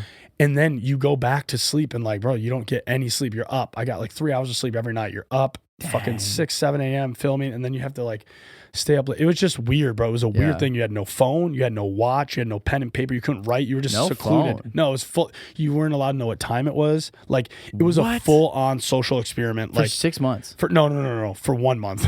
Okay. For 1 month. For 1 month. Crazy. And it just, and like I built really good relationships and I was just like lying to people, sending home single mothers. Like, you know what I mean? Like it just like wears on you and everyone thinks it's just a game. Yeah. But it was like you had to live a lie every day. Whoa. And so I like snuck off the flight when I got eliminated from the show, flying back to America, and I just went to Italy and backpacked it for a month. I was like, fuck this. I'm not going home. I can't just go back into society right now. But that messed me up. Did you get paid to be on the show? I got paid to be on the show, but nothing compared to what the celebrities were getting paid. Sure, yeah. Which we found out later on. We got pretty hosed as like newcomers, newbies as we're called, but that's part of learning. It's just part of the industry. It's part of the industry. Maybe if I had an agent, I would have known that, or someone to negotiate my contract, but I signed a contract at like 11:30 at night before I went on the show, and I was just stoked. So, dude, wild. Yeah, so, it was wild. Having done this reality TV show and going forward, are you more interested in doing more reality TV, or do you want to go more like scripted acting? I would say both, but really I want to fucking I'm like balls deep into this reality shit. And what I mean by that is competitiveness, like the competitive series. So like some people are like, oh, of course. No. I want to do the fucking Survivor so bad. That's my dream is to do Survivor. So Jeff Probst, come get your boy. I want to do Survivor. I want to do The Amazing Race. I want to do The Circle would be fun. I've gotten a little closer to doing that. I want to do The Challenge, and Peacock's coming out with their own version. So hopefully they hit us up. I don't think I know what The Challenge is. The Challenge is like all these like people from it's on MTV, or it's like the MTV thing. It goes way back, but like you do all these different sorts of like challenges, and you get paired up with people. It can be physical, all these different sorts of things, but it's just like a team sort of thing. It can be, I think. Oh, Big Brother would be fun. That one's intense though. I did a Big Brother casting, and it was psycho. Like it was like, really? Oh my god! I showed up. I was like, oh, I'll get there somewhat early, bro. I was like 200 in line. There's like probably there's probably 1,000 people there. Holy shit. But in line, you also, what you don't realize, I didn't know how psycho and diehard and crazy reality TV fan stuff is. Yeah. Like people are like diehard, like whatever series, and like really like the internet had a ball with me. Like Twitter fucking fucked me up, which I thought was hilarious. I didn't get like hurt, like I have thick skin, but I'm just like, holy shit. And then you'll go to a bar and someone will be like, Christian from Traitors, we're ripping shots, and I'm like, oh, thank God I'm not getting like roasted right now. But no, it's insane. The diehard people, the Reddits, like I don't have those. People will send me stuff, and I'm barely on Twitter, but like now that you do a show, people are like so in and be like, you have to get on Big Brother, like this is what you have to do, or everyone has their idea of what you should do and how you should do it, which is kind of nice though, because I can just like pick people's brains that have been on shows and or are diehard fans and know everything. Like there was this guy named Michael who was on the show. This dude knew every celebrity, every show they were on, every season, every move they've made, every line they spoke. Damn. And if I would have, and I was just like, Jesus. And like he's a good friend of mine to this day. We keep in touch. But I was like, yeah, if I would have understood that a little more, like I got played by some of the best, like you'll see, but this man, it was just like I had no idea. It's like a dedicated like career for people. Like people, that's so interesting. I actually had no idea about that. I didn't either. I watched a little reality TV growing up when my family did have cable, like Fear Factor, Survivor, and like Fear Factor. Yeah, Fear Factor, right? Gnarly. So gnarly. That was like the OG. Like I remember watching that and Survivor, and then The Bachelor or The Bachelorette because I had two sisters. So I was like, oh, okay. But I didn't understand all these other things and how intense it is and what Big Brother was. I still like barely understand it. But would you ever do The Bachelor? Or The Bachelorette? I would rather. I mean, I think you have to start off doing The Bachelorette and then make it so far, and then they choose you for the next Bachelor. Yeah, I would rather do that, The Bachelorette, because like I'm not going to be the guy that's like going. I'll be in the background like ripping like double fisting mimosas while guys are fighting over the girl. Like I would love to do that for the experience. I don't want to be known as that guy, because once you enter that role, you're in it. Like there's a guy on the show named Ari who's also a good friend of mine now, who's like one of the most controversial Bachelor endings. Yeah, he's a great guy, great family, but he like left the girl that he chose at the end and went back and selected the other girl. Oh man. Yeah, so wild. Maybe, but it'd have to be the right time. Like I'm 29, I turned 30 this month, and I'm like, I feel like I'm a bachelor right now. When's your birthday? Every day, May 30th. Oh, crazy. Yeah, mine's this month too. Oh, when is it? The 18th. So you're a Gemini. No, you're a Taurus. Taurus. You're right on the cusp, right? Yeah, I'm turning 29 this year. Oh, okay. So dope. We're like neck and neck pretty much, man. Bro, I'll tell you how 30s are. I heard it's sick. I heard the 30 era is dope. I'm ready, man. Bring it on. Yeah, fuck yeah. 29's great though. It's Yeah, like, it's I'm fun. It's excited. your last year to just like really send it in your 20s, however that looks, man. God. No, I feel like going into 30s is going to be a lot more stable than going into 20s. Oh, bro. Because going into 20s was just a shit show. madness. It is madness, bro. Craziness. Like I had so much fun, but like I'm like welcoming 30. I'm like, okay, like your boys got it. Like I can still have fun and shit. It's just like, you know, my knees hurt when I get off the couch, but I'm gonna be a little more responsible with my money too. Like, but I can still have fun, right? Like it's so fun. Like I feel like 30s it's your 20s, but with money. Ideally. Yeah, maybe not out here in LA. I think we're all out here on a budget, but God. ideally it is. You know what I mean? Yeah. But no. Speaking of being in the 30s, I feel like one of the things that like you're getting into your 30s when you start a nonprofit. Oh yeah, bro. That's like I'm in my 30s. It's time to start a nonprofit. Tell me about your nonprofit that you're starting. So it's going to be called Trace, Trace, and I'm starting it with a good girlfriend of mine, best friend as well. Her name is Caitlin Puffer. Shout out to her. She's awesome. Basically what it is, it's not like an official one yet because you have to go through all the steps and whatnot to become one, but it will. And really it's just like a community based program to like help give back to whether it's parks in LA and or people. I'm explaining this horribly.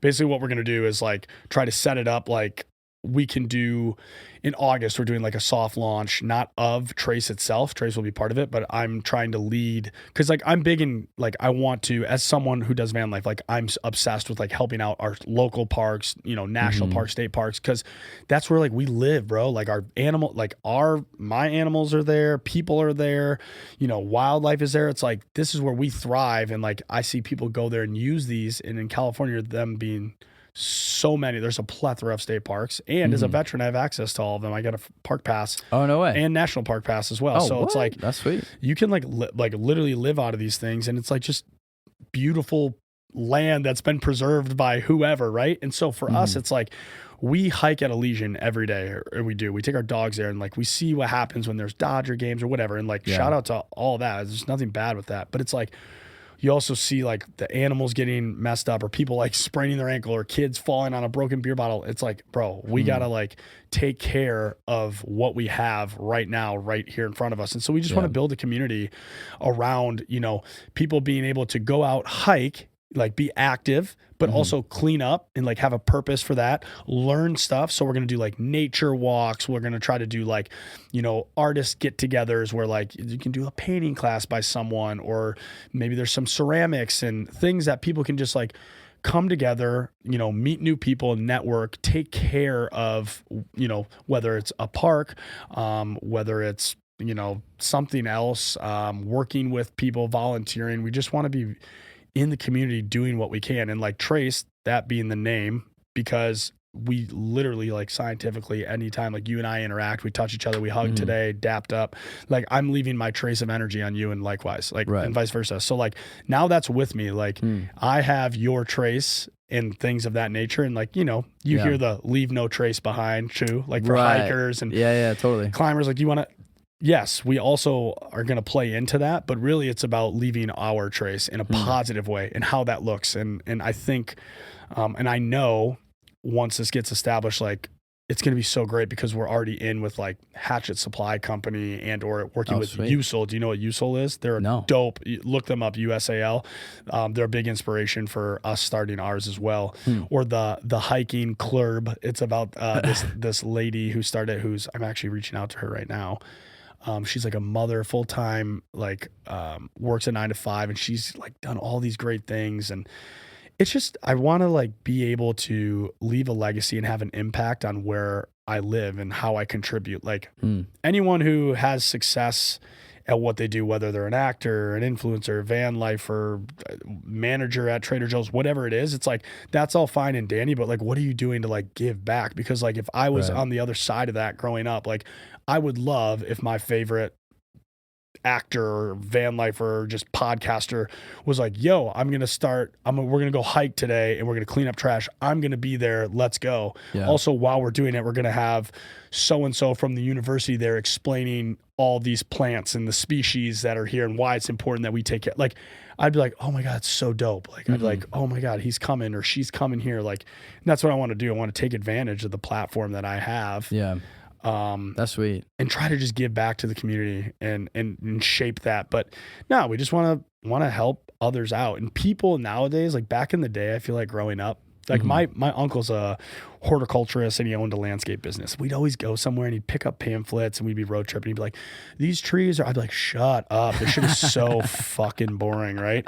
Now I feel like we're in the age where, like, especially with content creating, you see all this stuff and it's like the nerds too are coming to surface. Like, it wasn't cool to some people at the time to like Pokemon or anime or be obsessed with Harry Potter growing up. Like the jocks of the high school, like when growing up in the 90s was like, okay, that's kind of like weird.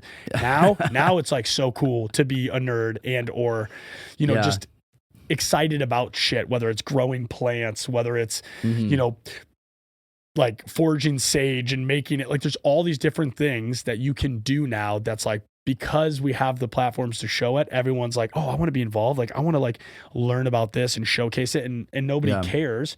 So I'm like, let's do that. Let's give people a platform. Let's give others like a reason to come together, hang out, give back, and just like, and network. Like, it's so dope. Like, I'm going to have so many van lifers pull up to this shit. Oh, like, hell yeah, man. I'm so stoked. Right. And it's going to be like different parts around LA that I'm going to work with starting in August with this Hatchet Supply company. And sick. Yeah. And then it's getting brands behind it. So then, you have a nonprofit and they're like, oh, we want to be involved. Like, this is great. So like, we'll talk with Adidas, New Balance, Hoka. And now you're like also bringing more awareness because they're pushing it like a bigger brand and and things like that. But yeah, man, I'm pretty excited. Not pretty excited. I'm super excited to like start this. I know nothing about business or running a business or having a business degree. So fake it till you make it. Yeah, exactly. And I'm just asking everyone who has knowledge on this to like help out, and they all have been. That's the cool thing about LA. Like, that's cool. You get through the fakeness of people here and you actually network and talk with people that truly care.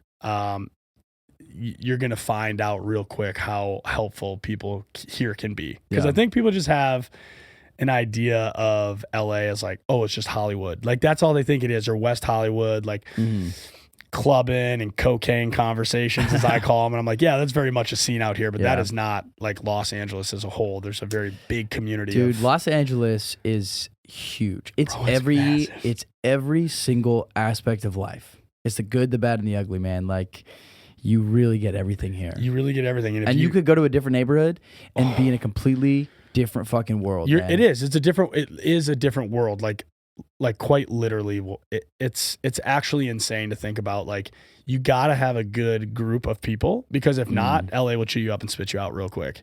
Yeah. You'll be shot back to your hometown working at, Ace Hardware real quick in the Midwest if you don't like surround yourself with the right people out here. Nothing against anyone who works at Ace Hardware in the Midwest, but they're just a little overpriced. Yeah, exactly. Right. Except for the people at Ace Hardware, they know what they're fucking talking about, as opposed to Home Depot. Yeah, Home Depot, it's where like someone just has a vest on. Half the time they don't even speak the language. You're like, bro, dude, what are you doing here? Like, I spent a lot of time at Home Depot. Yeah. And there is no point talking to anybody who works at Home Depot, because you would just might as well be like, no, smash your head in with a pipe. Literally, honestly, you have a better chance of finding something and or getting something done with the people in the parking lot asking for jobs. Sure. Yeah. Those people will fucking, like, they'll be like, no, we need to go to this aisle and get this if you want this done. That's I'm from Canada, but I grew up in Oregon. Oh, okay. For like most of my like adolescence. Gotcha. And like young adulthood. And that was new to me coming to LA. Like the parking lot, labor force. Bro. Like, yeah. That's not a thing in Oregon. No, it's not a thing in Wisconsin either. It's like, what? And you show up to any Home Depot in LA and there's just people like hanging out, like waiting to get like some kind of a Right. job, because that's That's the reality of it that's here. what they Like, got to do. And like, do I make fun of that culture at times? Yeah. But by the way, let me just put this on the record. Like, I am like my family. I'm Mexican, Spanish, and Italian. Really? Yes.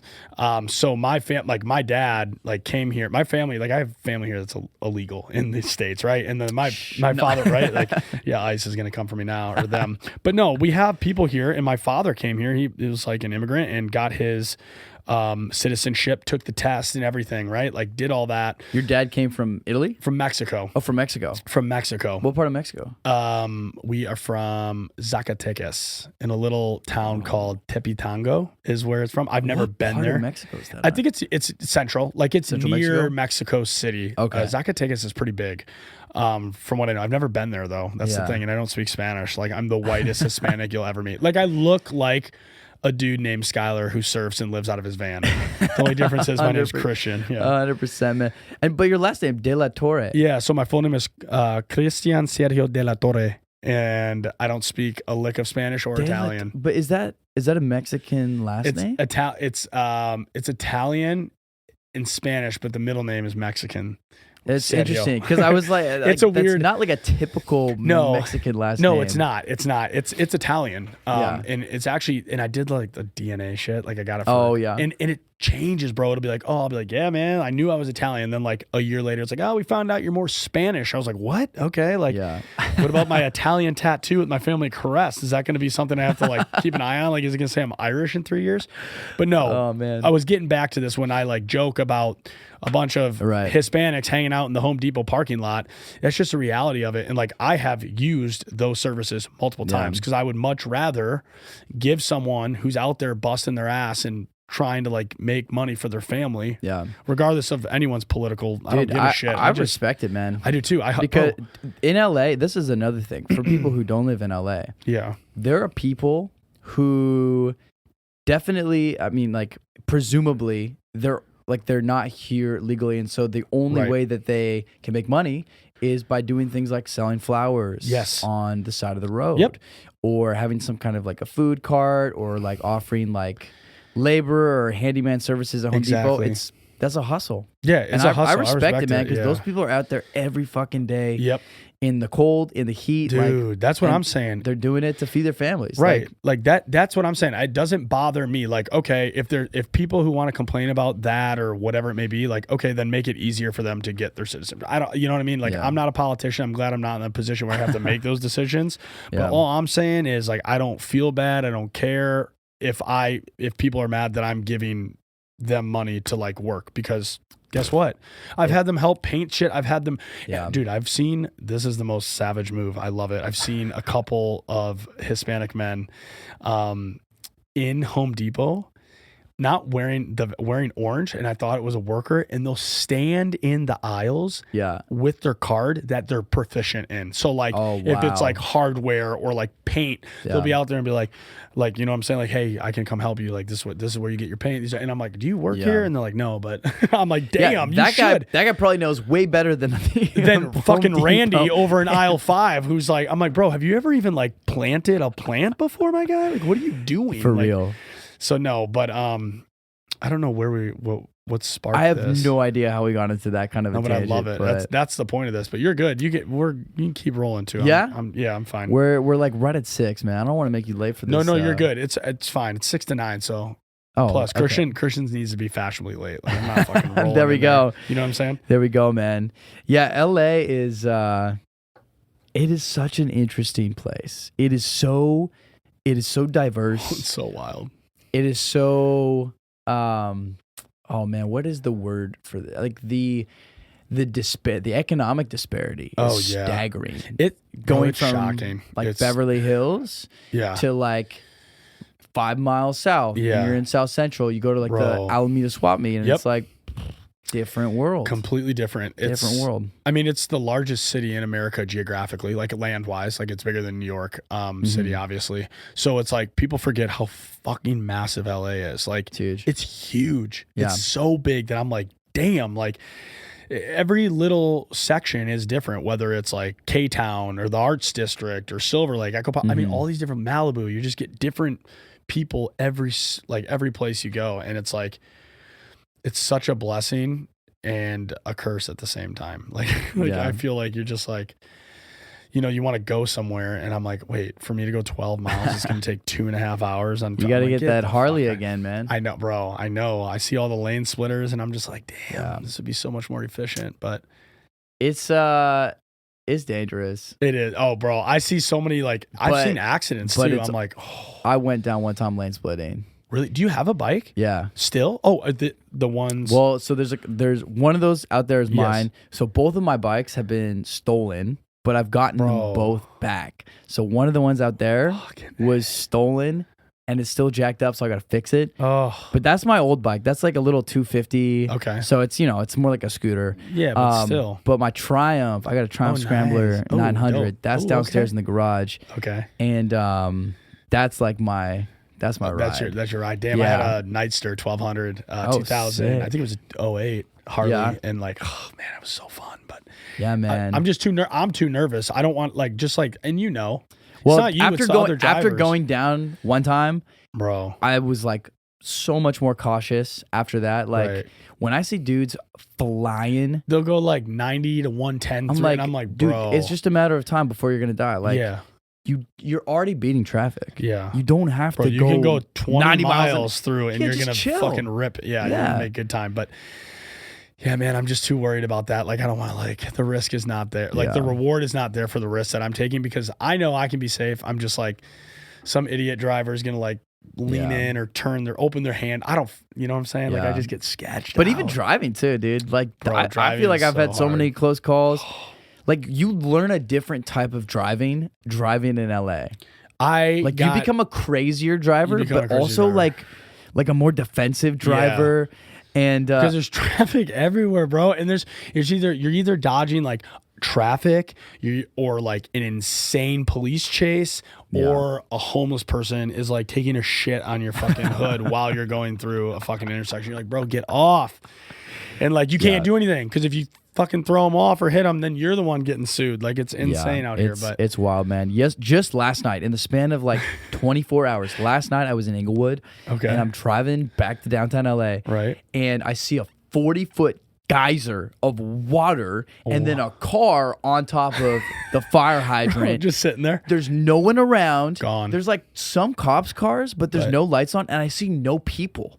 And there's just this geyser of water just gushing in the air. Just an average day in LA. Shit. That, or it's maybe 60-foot flames. Average day in Inglewood, dude. Oh, yeah, in Inglewood, so for sure. Crazy. And then this morning, I was working a job in Melrose, and I had to go do a run and get something from Ace Hardware. Okay. And dude, Ace. In the 30 minutes that I was gone, I get back, there was a car that had gone off the road on Melrose and plowed straight into the sidewalk, hit a pole or something, totally fucked up. Stolen. No one there, or was anyone there? There were a bunch of people there. It was a whole scene. Oh, gotcha. And it's this is just a typical That's what I'm saying. 48 or 24-hour stretch in LA. LA is madness, man. I also forget there's video games like Grand Theft Auto about this city and shit. I'm Dude, like, oh yeah, that's right. Or every movie, SWAT or all these wild movies. I'm like, oh yeah, that's right. I live in this city. That's I feel wild. like I'm in Grand Theft Auto half the time I'm downtown LA. You got helicopters flying all the time. over It's just you. normal. I feel like I'm in Afghanistan. Bro, I feel like I'm in Afghanistan, with the helicopters. I feel like I'm on a fucking land, a airstrip with the helicopters. I'm right next to the headquarters of them. Oh man. Where LAPD just takes off all the time, and I'm just like, oh. Wild. Now it's just white noise, but I'm like, fucking hell. Yeah, there's actually, do you watch that show Shameless? I don't. I have so many friends that tell me I have to watch it. That show is so funny, but there's this one character in Shameless who's they're all from the south side of Chicago, right? They're all kind of growing up in the hood, whatever. And so at the very end of the season, one of the characters, he moves into this new apartment in a bougie part of Chicago. Okay. And he's there's this scene where he's having trouble sleeping at night. Right. Because it's just so quiet. And so he gets out his phone, puts on his headphones, and he goes to YouTube and looks up chaotic street violence or something. Oh. And then it's sirens and car crashes and gunshots. It's his and white noise. Dude, I'm not going to lie. Yeah. I have had that experience before. Really? Where I've crashed at my brother's place in Santa Monica. It's too quiet. And it will be so quiet that my ears will be ringing. Yeah, that is weird. Sleeping downtown, because this used to be my bedroom, right? And Dude, I would fall asleep and it's like sirens and people yelling and you can hear them going by. And it's engines just normal. revving and motorcycles, fireworks, gunshots, like Seriously. everything, bro. So yeah, when it's so quiet, you're like, oh, this is it is weird. Like, when I just went camping, it was nice having the nature sounds. I was like, oh, thank God I got something. But if it's just like deadpan quiet, I'm like, it's creepy. Throw something on. Like I gotta get some noise because it's just become so normal now. Yeah. Do you like living in the Arts District? I love it, bro. It's so sick. And like, no offense to the downtown people. Arts District is technically downtown LA, but like people generalize it as like downtown LA, and it's not. It's like, sadly, and like, because I'm not bougie, bro. Like I'm not bougie. Like what I'm wearing is shit from fucking the flea market, like Silver Lake Flea, and whatnot. And I'm pretty sure this watch doesn't even tell the right time. But anyways, with that being said, it's like more of I don't want to say bougie, but it's more of a like an art, like younger creative art. It's like if Silver Lake and Echo Park had a baby, but newer. Yeah. And it's dope because everything in the Arts District isn't like, it's gentrified to a degree, but they're not kicking people out. It's all repurposed old buildings, which is so fucking cool because they're keeping like these all breweries. Those buildings are incredible. Bro, in the history behind them, like the SciArc building was like 1901. It was like a fucking rail train station that would like bring in parts for World War II. And then like the breweries and the fire departments, they're all just repurposed. And like they still have all these things that help built the original bridges and like the factories that turned into like shipbuilding supplies for tanks and equipment. You're just like, this shit's wild. And now it's like, you look over and there's like girls twerking on the table and you're like, damn, this used to be like the most active fire department in LA. Now there's just like homegirls over here. It's just funny. That's wild. Bro. Wait, what breweries is like? So the one brewery that has this, like, it's like it looks like a slide, but it's really, the slide was used for all the bridge making materials to send it down, like from the top floor. That's Angel City Brewery. Really? Angel City Brewery. What? Yeah. I haven't seen that slide in there. Go. It's right when you walk in. It's right on the right. Not like the Truly bar stuff. That's a sick brewery though. That is a sick, but like low key, not my favorite. I'm an Arts District brewery guy. Arts District brewery. Arts District, then Boomtown. Yeah, Boomtown is tight. Boomtown's tight. I have a good girlfriend of mine that works there now too. Have you been to High Def Brewing? High Def? No, I've been to High Def. Where's that at? It's in South Park. No. So it's downtown LA. It's on like 12th and Olive, something like that. Oh my God! It's actually been here since before COVID. I just brought on one of the owners. They have an incredible, just inspiring story. High Def. Bro, I will be going there probably this week. They have this porter. It's like some barrel aged, double oaked, whatever thing. It's like 15%, but it lights you up. Okay, it is good, man. And like you can see all their casks in there and their brewing machines, dope. And they do a bunch of events. They're really cool. Okay, they're super. I gotta check that out. Yeah, I'll definitely go there. I'll make a note of that, honestly, when I leave. High Def Brewing. Okay, I'll check that out. But the Arts District Brewing. That place is sick, too. I worked there, too. I used to bounce there. Oh, what? For like 3 months. I helped a buddy of mine out, Steven, who runs the events there during COVID. I needed some like money, too. So I was like, let's fucking go, dude. I'll do it for 3 months. I was stoned every night. Like, I was just like, please don't get in a fight. Like, all these big Dodger fans. I'm like, come on, guys, don't fight. Because I'm not looking to like confront anyone. But it's dope because the brewery's below it. Everyone forgets that. It's like a block of brewery. And they have a secret little bar in the back called The Study. Oh, yeah. No one really knows about that. It's sick as hell. Are they owned by Said Moses? Do you know? I have no idea. I know that Angel City is part of Samuel Adams. Oh, really? Or Boston. I think Samuel Adams or the other one. Yeah, I'm almost positive. Yeah, I think it's Samuel Adams. Interesting, because I think there was an association between. Do you know? There might be though. Homebound Brew House at Union Station. Yes. Yeah. They're together. Like they're like brother sister. And I think they're owned by a company called Pouring with Heart. You're probably right. Or Heart to Pour, something like that. You're probably right. I can't say no. There's a new brewery that just popped. Not a brewery, but it's like a tap house. It's called right there, like next to Box Coffee. There's so much shit in the Arts District right now. Whoa. Have you been to De La Nona yet? Dude, I really got to do like a day of just exploring the Arts District. Hit me up. I'll take you out. I absolutely I'll will. give you the Christian Del Torre experience. Like, sick. Fucking bro. All right. Let me fucking tell you. There's so much shit there. There's like 70s disco bar. Yeah. Death & Co. is great, man. Well, all these Death places. & Co. is sweet. Cha-cha-cha. Bro, it's so fire. I love Death & Co. though. Death & Co. is the real, it's a great spot. Great date spot. For it is. Sure. And when you're best friends with like the bouncer and shit, you never have to wait in line. Even better, shout man. out to Justin. Even better. Yeah, so we'll be hitting that up. But yeah, dude, it's like I love living there. I do love, and also people forget even here, even right where we're at right now, you're 2 miles away from Elysian Park. Like, bro, every morning I'm there with my dog. Oh, I hike every morning. Like, that's sick. By like 6:45, 7, I'm there hiking with my dog. I love Elysian Park. It's massive. And like the LA historic park's right there. Granted, you got to keep your dog on leash and stuff. Yeah, I love that spot. That place is dope. That's a great place to park a van too. It is. They got really that like good, dirt parking lot. Parking lot. It's dope. There's so many spots in people say the Arts District though. I think is really good for parking. Like if you're get there if you're a van lifer now before they start making everything paid for parking. Yeah. What I need to figure out is I really need to get a bike. Like a bicycle that I can put on my van. Yep. So I can just leave my van in the Arts District and then just bomb down into here. Bike everywhere. No, you really do because there's spots there. Plus, like people like myself and we can keep an eye on it when we're like walking around and shit. That's what's dope about it. Yeah. There's some cool buses out in the Arts District there too. Are. I've seen some crazy vehicles out there. And what's great about the Arts District minus my whole experience of parking your vehicle and stuff there is it's 24/7 watched by neighborhood, not police, but we're one of the only neighborhoods. Oh, interesting. Because it has so much head of I'm saying this incorrectly. City stuff. So the head of DPW is down there. Oh, really? Okay. The fire department training headquarters is down there. LAPD's thing. The head of Metro headquarters is down there, right behind my building. All these places are down there. So like homeless people, they got to keep. They don't fuck around with it because they're like, this is being watched 24/7. Yeah. We have like 4 homeless people in the Arts District that we all know. Yeah. Like one of them's annoying. Like we're like, Randy, what's good, buddy? And we're like giving them like cans and shit. Like they're chill. Like I feel like it's a different dynamic in the Arts District compared to this side of Skid Row. Because people in Skid Row come this way. They don't go that way. They don't go that way. Really. I forgot what that road is. Right before Little Tokyo on the edge of where Angel City Brewery is, whatever that road is. No one comes across it. What is it? It's not Traction. It's not Alameda. I'd have to look at my phone, but it's that road and no one crosses it. Yeah, I think I know which one you're talking about. I mean, like, yeah, you get some wanderers, but like they know not to go. They're like, I'm not fucking. Yeah. So that's what I love. And the 6th Street Bridge is bringing in all the East Siders, which shout out to them. Yeah, that new bridge, dude. That Fucking new bridge wild. is beautiful. I know. I climbed up top and got like a dope ass photo. Yeah, way. On the arch. Yeah, I almost went to jail for it, but it was awesome. I like hit up a bunch of photographers. They went there and I shot it. Dude, that's sick. It was so fucking gnarly. But the cops showed up when you were there? They were there. They watch it because people have been trying to climb it. And we had like drones going. It was a whole thing. Just outing myself right now. But I posted it on Instagram, so I don't give a shit. Yeah.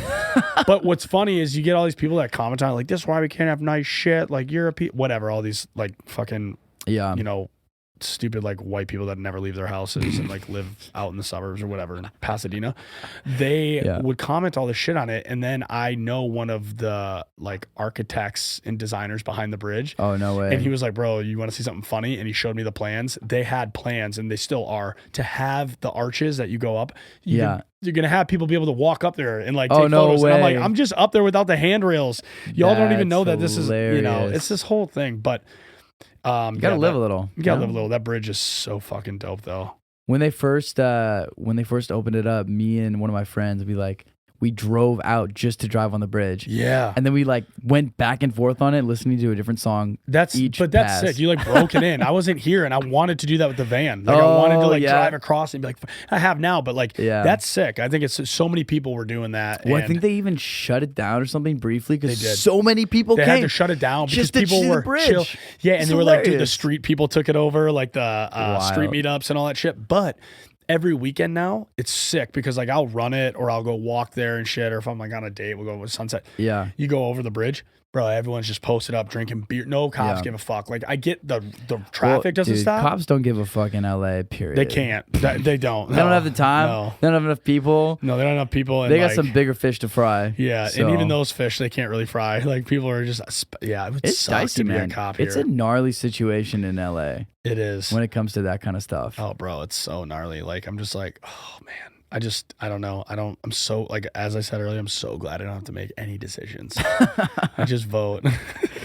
Yeah, I just kind of, fucking try to survive out here, man. Just mind my business because what else are you going to do? Like, It's crazy, you know? Bro, that's the thing. Like, and okay, so one of the things I used to say, like, I'm very confrontational. Like, if I need to be, like, if someone like says something, like, what the fuck do you say, bitch? Like, I'll say some shit. Out here, I'm like, bruh, unless I'm getting like Not really pressed, I'm not saying shit, because you walk by someone and fart too loud, bro, they'll like just stab you. Like, you're done. Or you just walk past someone and you're the one. Like, they just start yelling at you. They start yelling at you, and you're just like, bro, I'm not losing my life over. Yeah, that happened to me the other day, man. You cutting me off in traffic, really? There was this guy. I mean, it's not surprised. Yeah, it's like every other day. Yeah. There's this guy who was on the block 2 days in a row, right. Same corner, just yelling obscenity, just yelling shit. Yeah. My buddy and I walk around the corner, and we like noticed that he was kind of like just yelling. Yeah. And we made the mistake of looking back. You can't make eye contact. We look back at this guy. Suddenly, we're in his world. You know what I mean? And now we're the object of his fucking wrath. You're fucking done. And I'm just like, I mean, at the same time, I was like,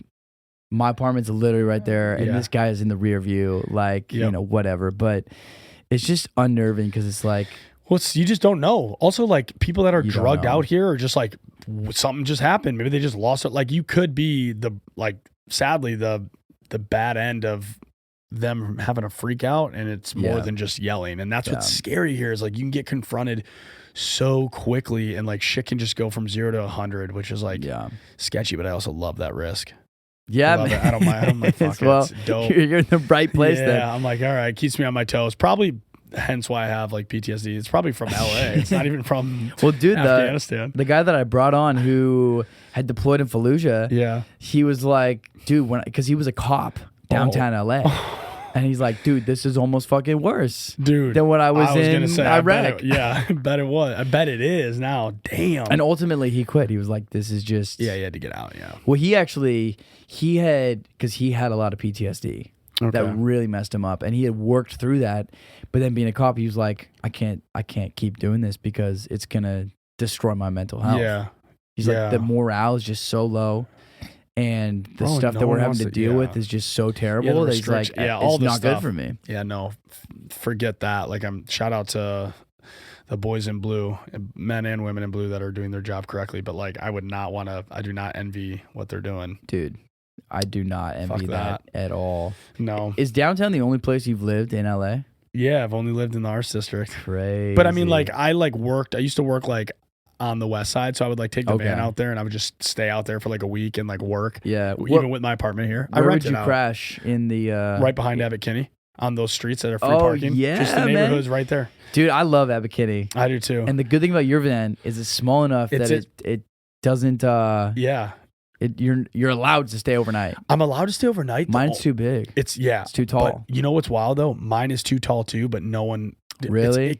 Because all the signs are, if it's over 7 feet, can't park. Mine's 8 feet 11 inches. Really? Tall, yeah, bro. I stand. It's super tall, but it's so compact. Yeah, it looks small. It is. It can fit. I can parallel park that thing into like the small. It's not long because it's flat nose, but the bed inside pulls out. It's dope. Like, it sleeps 4.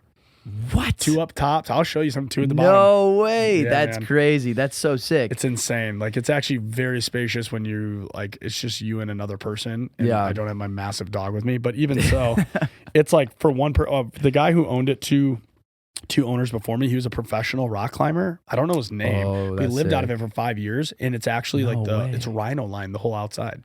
Dude, the outside, I think that was what caught my eye. Everyone's will like feel it and be like, wait, they get closer and they're like, what the fuck? And I'm like, yeah, it's dope, because he didn't want to get scratched. It's rugged as fuck. Yeah, that's what's cool. Is he was like, it's not that you do off-roading, but when you go to climb and stuff, you're in gravel roads, shit gets scratchy. Like, I can do a fair amount of like, quote unquote off-roading, like even like sand stuff, but you get stuck real quick. But with that being said, you're like, he was like, I'm done with dealing with like sticks and shit from trees, scraping it and poking it. This thing, it doesn't fuck up. Branches definitely have like scratched up.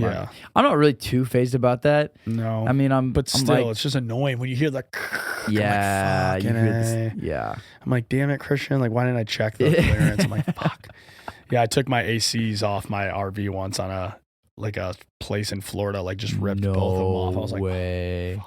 That's like such a kook move, and I was just like, I just kept driving. I was like, I'm not fucking stopping, bro. Fuck that. God damn. Someone's got a top half of 2 Dometic air conditioners. I was like, whoops. Dang. Do you have AC on your new van? Barely. it's a small engine blower, so like there is AC, but it doesn't do anything really. You'd have to be like, the heater's okay, but I just open the windows. It's got so many fucking windows that like that makes a big difference. It's so dope. But I love that thing. What about solar? You got solar on it? I don't. I need to. I'm gonna get a solar company to get sponsored. I'm working on that right now. What about like alternator power? Does it have that? Or like what's the setup it's inside of your van? It's got a 2-burner stove in there.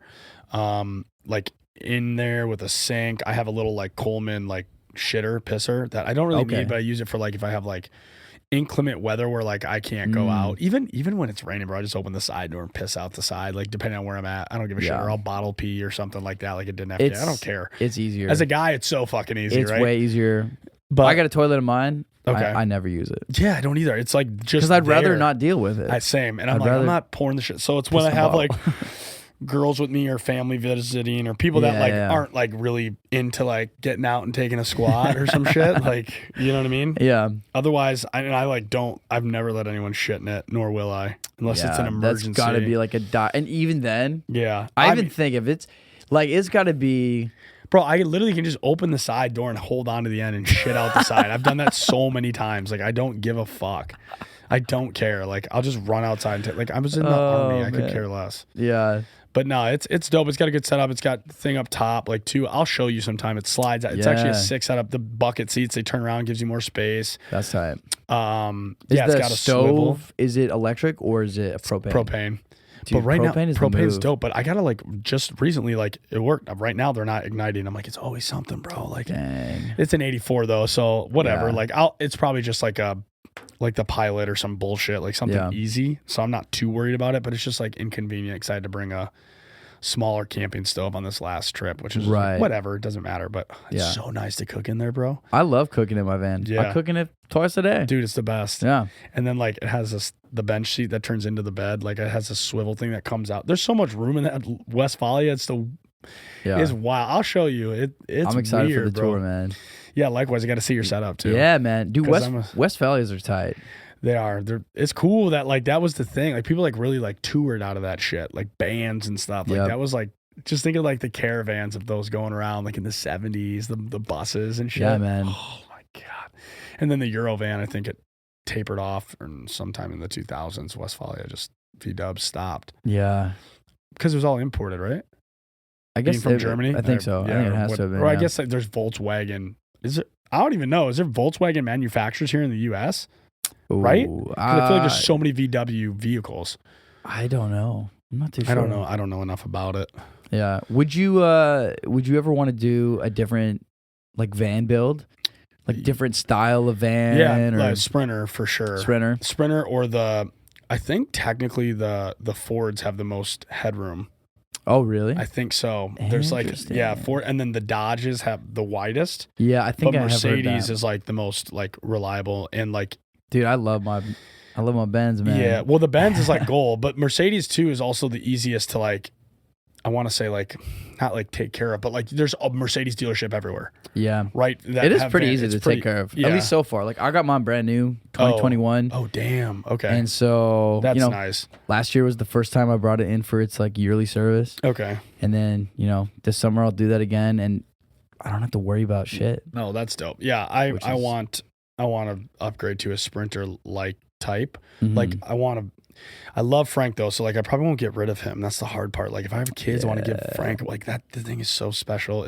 Man, just hold on. I know it keeps going up. Like the retail price for it without the hardtop on it was $38,000. I've been offered twice $40K in cash. No way. Be like, I'll just buy that, sick. And I'm like, nope. Well, dude, the Sprinter vans, when they're fully decked out, those can go for they'll go for over 100. Like 150. The storytellers are all minimum 170,000. Yeah, like maybe though I think it's like 140 for the Ford Transit one that they have that storyteller does.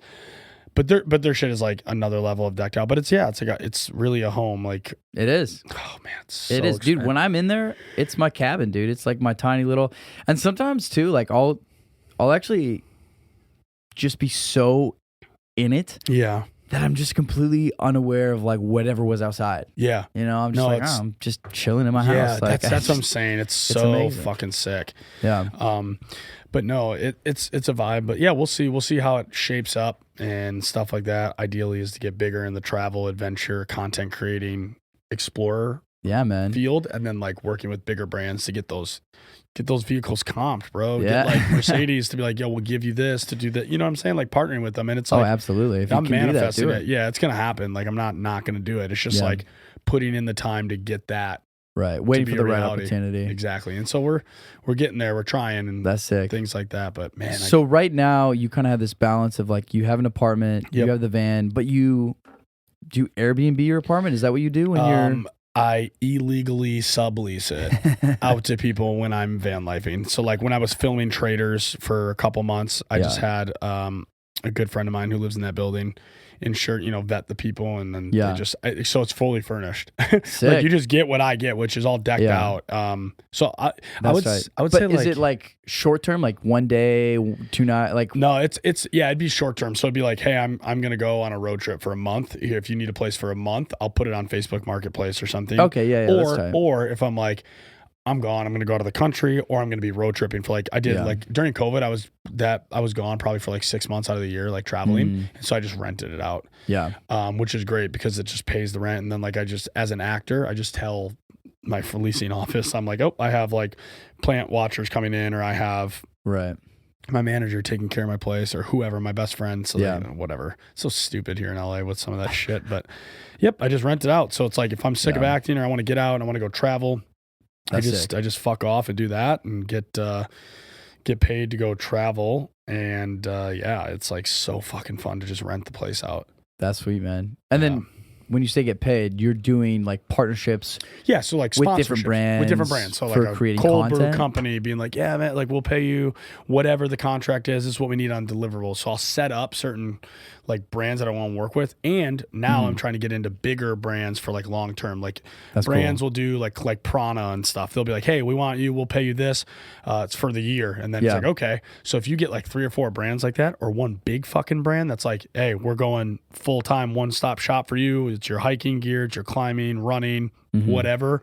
Like Adidas. Yeah. I'm really trying to manifest Adidas. Yeah, man. And we're getting there. But something like that, then I can go, all right, I'm not even going to submit to shit. I'm going to have my agent submit me for stuff. I'm going to go travel and get content at places I want because I got these places. That's sick. So then I'll just rent my place out, have it paid, or charge up a couple $100. Yeah, there we go. There's your gas money or whatever it may be. Yeah, man, that's not a bad system. No, it's not. It's just like I get to do 2 things that I love the most and call it a job. And really it's just like 2 things being traveling and acting. Like traveling and traveling. And then I would say acting, or like acting, and I guess this nonprofit's going to consume my life shortly. Yeah. And like, I want to be super heavily involved. Like I'm going to be heavily involved, but I want it to be like it's going to be known, like people are going to know about Trace within the next year for sure. And we're going to be very involved. And I'm so pumped because there's nothing more I love than like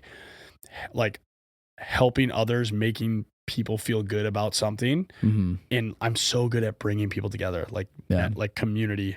And so for me, I'm like, yes, like this is something I get to do, and I get to be active doing it. Yeah. Like that's awesome. That's the whole point, right? Is and like bringing businesses into it. So like when we do one of these hikes, like we're going to have the big brand behind it, but we're going to like hire my homie's taco truck to come there and like be there so people can have that. And then we'll have like a coffee shop there. It's like all these different things. And you just like, it's just talking with people, bro. It's so chill and so easy if you're like not nervous to just express like how you feel to a big brand about something. Right. Just pitch an idea. Yeah. Just go into Verve Coffee and be like, bro, I love your shit. Like, can I work with you? And they're like, oh, sure. Oh, yeah. No one's asked. What do you do? And I'm like, this. And they're like, oh, this is great. We'd love that. Yeah. Have you worked with Verve? We're going to. Oh, really? Yeah, we're going to. Well, they send me free stuff, but I'm not getting paid by them. So they throw me a bunch of free coffee. And like the one next to me is like everyone down there is like family. Like I know all of them. Yeah. But I'm trying to get them to be involved at our August thing in Elysian that's going to happen for the hike. So we're going to try to get them down there to send out, their Sprinter. Have you seen their green Sprinter van? No. They're Mercedes Sprinter van. It's fucking dope. It's the Verve one? Yeah. Oh, it's cool. Dude, so I'm trying to get them there. Yeah. Nice. I want to buy it. It's a little banged up. But No, man. So That's tight. we'll see though. But Are you always the one pitching yourself to brands, or are they reaching out to you, or is it 50-50? I would say it's actually now it might become a little more 50-50 just due to the fact that I've had a little exposure on the TV show and shit, and I'm like getting out there a little more and like pushing different like more content. But nah, until recently, it's been like 90% me going after the brands. Like I gotta like hit them up. They're not brands don't come to anyone. Even if you got 1 million followers, ain't nobody coming to you really, unless you're like a Kardashian or some shit. You still gotta push. Like people think like, oh, you'll just blow up. Like I didn't even like some people will go on a show and they'll like get 150,000. Bro, I gained like maybe 3,000 followers, like because it was Peacock. I didn't like whatever. I don't care. I didn't expect that, but I'm like, well, that doesn't mean shit. People just assume like, oh, you get some exposure. It's like, no, you got to put the grind in. You got to pitch. You got to show your data, where your trips, where you're going, why they should choose you. Right. Have a media kit. Have all these different things and network yourself into it. And like that's all I'm doing. Yeah. It's just like talking and explaining to brands like why you should hire me. It's really I'm basically the guys at the Home Depot parking lot. You know what I'm saying? Just in the influencer world, I'm like out there like, bro, here's my business card. Yeah. Hire me. That's really inspiring though, man. Yeah. I think that that's something that I'm really interested in. Oh, bro, I could talk with you offline about this all day and help you and give you advice, whatever you need. But because I'm beginning that journey a little bit like with this podcast, you know, and different people that I've been like trying to partner with. Like I had a sponsor for the first 10 episodes that was like the company that made the ladder on my van. Okay, yeah, exactly. You know, this is like a potential. Right, exactly. And that's huge though. That's how it works. It's like, because it used to start out with like, most content creators understand that like you'll do content for product, right? Like I'll give you some content if you give me free shit. After a certain point, regardless of your fucking follower count, everyone thinks you have to have all these. No, you need to know your worth, what you can provide. Yeah. And then you got to cut that shit off. Like I just had a really good friend of mine right before this meeting be like, hey man, like I'm working with this CBD drink. Like can you just post this on your story? And I was like, nope, sorry, business, bro. Like I love you as much as I'd want to. And this like brand aligns with me. Like for sure it's on brand with who Christian Della Torre is. Unless we talking money, I'm not your guy. Because like you don't get free shit anymore. Like anything I post on my story or on my Instagram is two things. One, I'm being sponsored, paid to talk about it. Or two, I'm just love that shit and I'm giving them free ads. Like I'm not even getting free shit out of it. Like there's just some stuff like I'll literally be like, I'm not even getting paid to do this. I fucking love this company. Yeah. And that sometimes comes back and like, hey, we'd love to actually work with you. Yeah. And or like I'll do that purposely. I'll post a bunch, tag them in some things, and then I'll be like, hey, listen, you guys have seen that I promoted you a bunch. Like I have a semi-small micro following. Like this is what I do. This is how I can provide. This is how I think it'll be beneficial for both of us and like the unique crossover. Let's talk. And then I shoot that shit off to my manager now. Like, and be like, hey, talk the deliverables. And that's so interesting, man. Where did you, for one, like, where did you learn how to do that? But also, at what point in your life did you kind of realize, oh, this is like I'm a influencer? When the RV time, when people started hitting me up on the RV and like DMing me and like shit, I'd be like, oh, this is cool. Like I'm kind of like a RV influencer. And then brands, like I would reach out and people would be like, we'll send you free stuff. So that's when I was like, okay, cool. People are like interested enough, but I never thought about making it a full-time job and or like a career path until I moved to LA when I was in like the mecca of influencing. And then I was like, oh, this is dope. But I'm, we bring something completely different to the table. Like the van life is just one of many areas. Like I can do van life stuff. So I was like, okay, let's think about what I can offer to brands. Like I'm a veteran. Sure. Some people are like, fuck veterans. All right. We don't have to even play that card into it. Like whatever. You don't like the military? Cool. Got it. I joke and say, not joke, but technically joke and be like, I'm like a sister bro is what I've been called. Like, so I'm like, I have a better understanding and or like can like, I've gone on podcasts with a lot of girls and like, things like that nature and talk guys' perspective and have a little different angle than most dudes would that didn't grow up with sisters and understanding. Like us as men will never understand what it's like to be a woman, but I have a better understanding, I think, than most guys would. So like I can bring that thing like to the table of being like, yeah, like I'm a homie with women and can talk about it and I'm not ashamed of it. Mental illness, being like, physically fit, mental or talking about like the van life sort of thing. Like there's just so many different angles you can hit on motivationals. I've done motivational speaking before, the acting, BTS stuff. Like you can do the same thing. You can talk about your podcast. You can talk about your climbing. You can talk about your van life. That's what you're I doing. love about the podcast is it's actually kind of given me this new branch of being able to, because million things. What I actually came to LA for was music.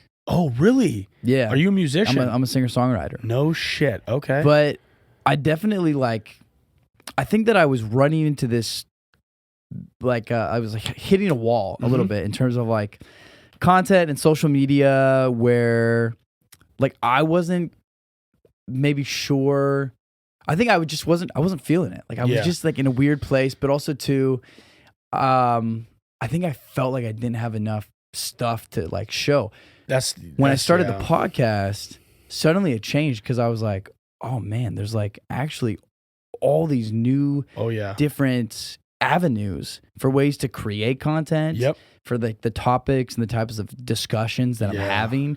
There's also way more different types of partnerships that I can make. And now too, I kind of fuse those things together a little bit because I'll share what I'm doing in the podcast on my personal / music account. And so it's kind of, now I'm actually able to be constantly sharing stuff because since the podcast comes out every single week. Oh, okay. And there's enough content generated just from doing one single interview that I could splice up a million different things. And people want to hear, and then it's shareable, repeatable. The audio could be used.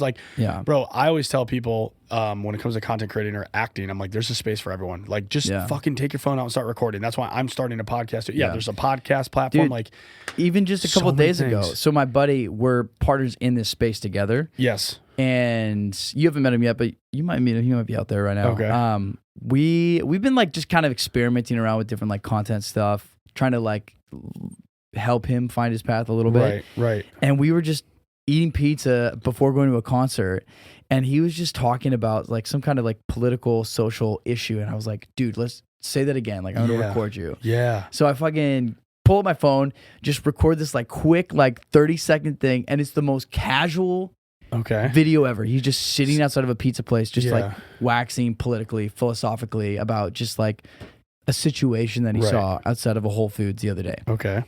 And what's crazy is so the video didn't blow up by any means at all. Okay. But it did well. I got a few thousand views, which was the best thing that we've gotten on that channel. And insane engagement. Right. I was going to say, was it short? Shorter, you said? It was short. Short's better right now, too. It's got the subtitles and stuff. Oh, perfect. So much engagement. It's That's got huge. people fighting in the comments. That's exactly. Which I'm amazing. This is perfect. Bro, it's got the likes, it's got the shares, it's got the pins. Yep. And I'm like, okay, dude, this is the thing. Let's do another one. Let's let's just keep this casual vibe of you just, let me film you talking about this stuff. Yep.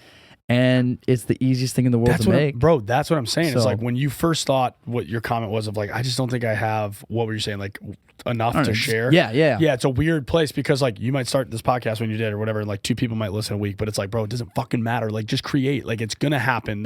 You're gonna figure out, sadly, algorithm is a thing, right? But that doesn't mean you have to take away from what you want to create. And you have so many different ways you can create nowadays that it's just to everyone out there who's trying to be something, do something, and create in whatever way, shape, or form it is, just start doing it. That's the biggest thing. Just do it.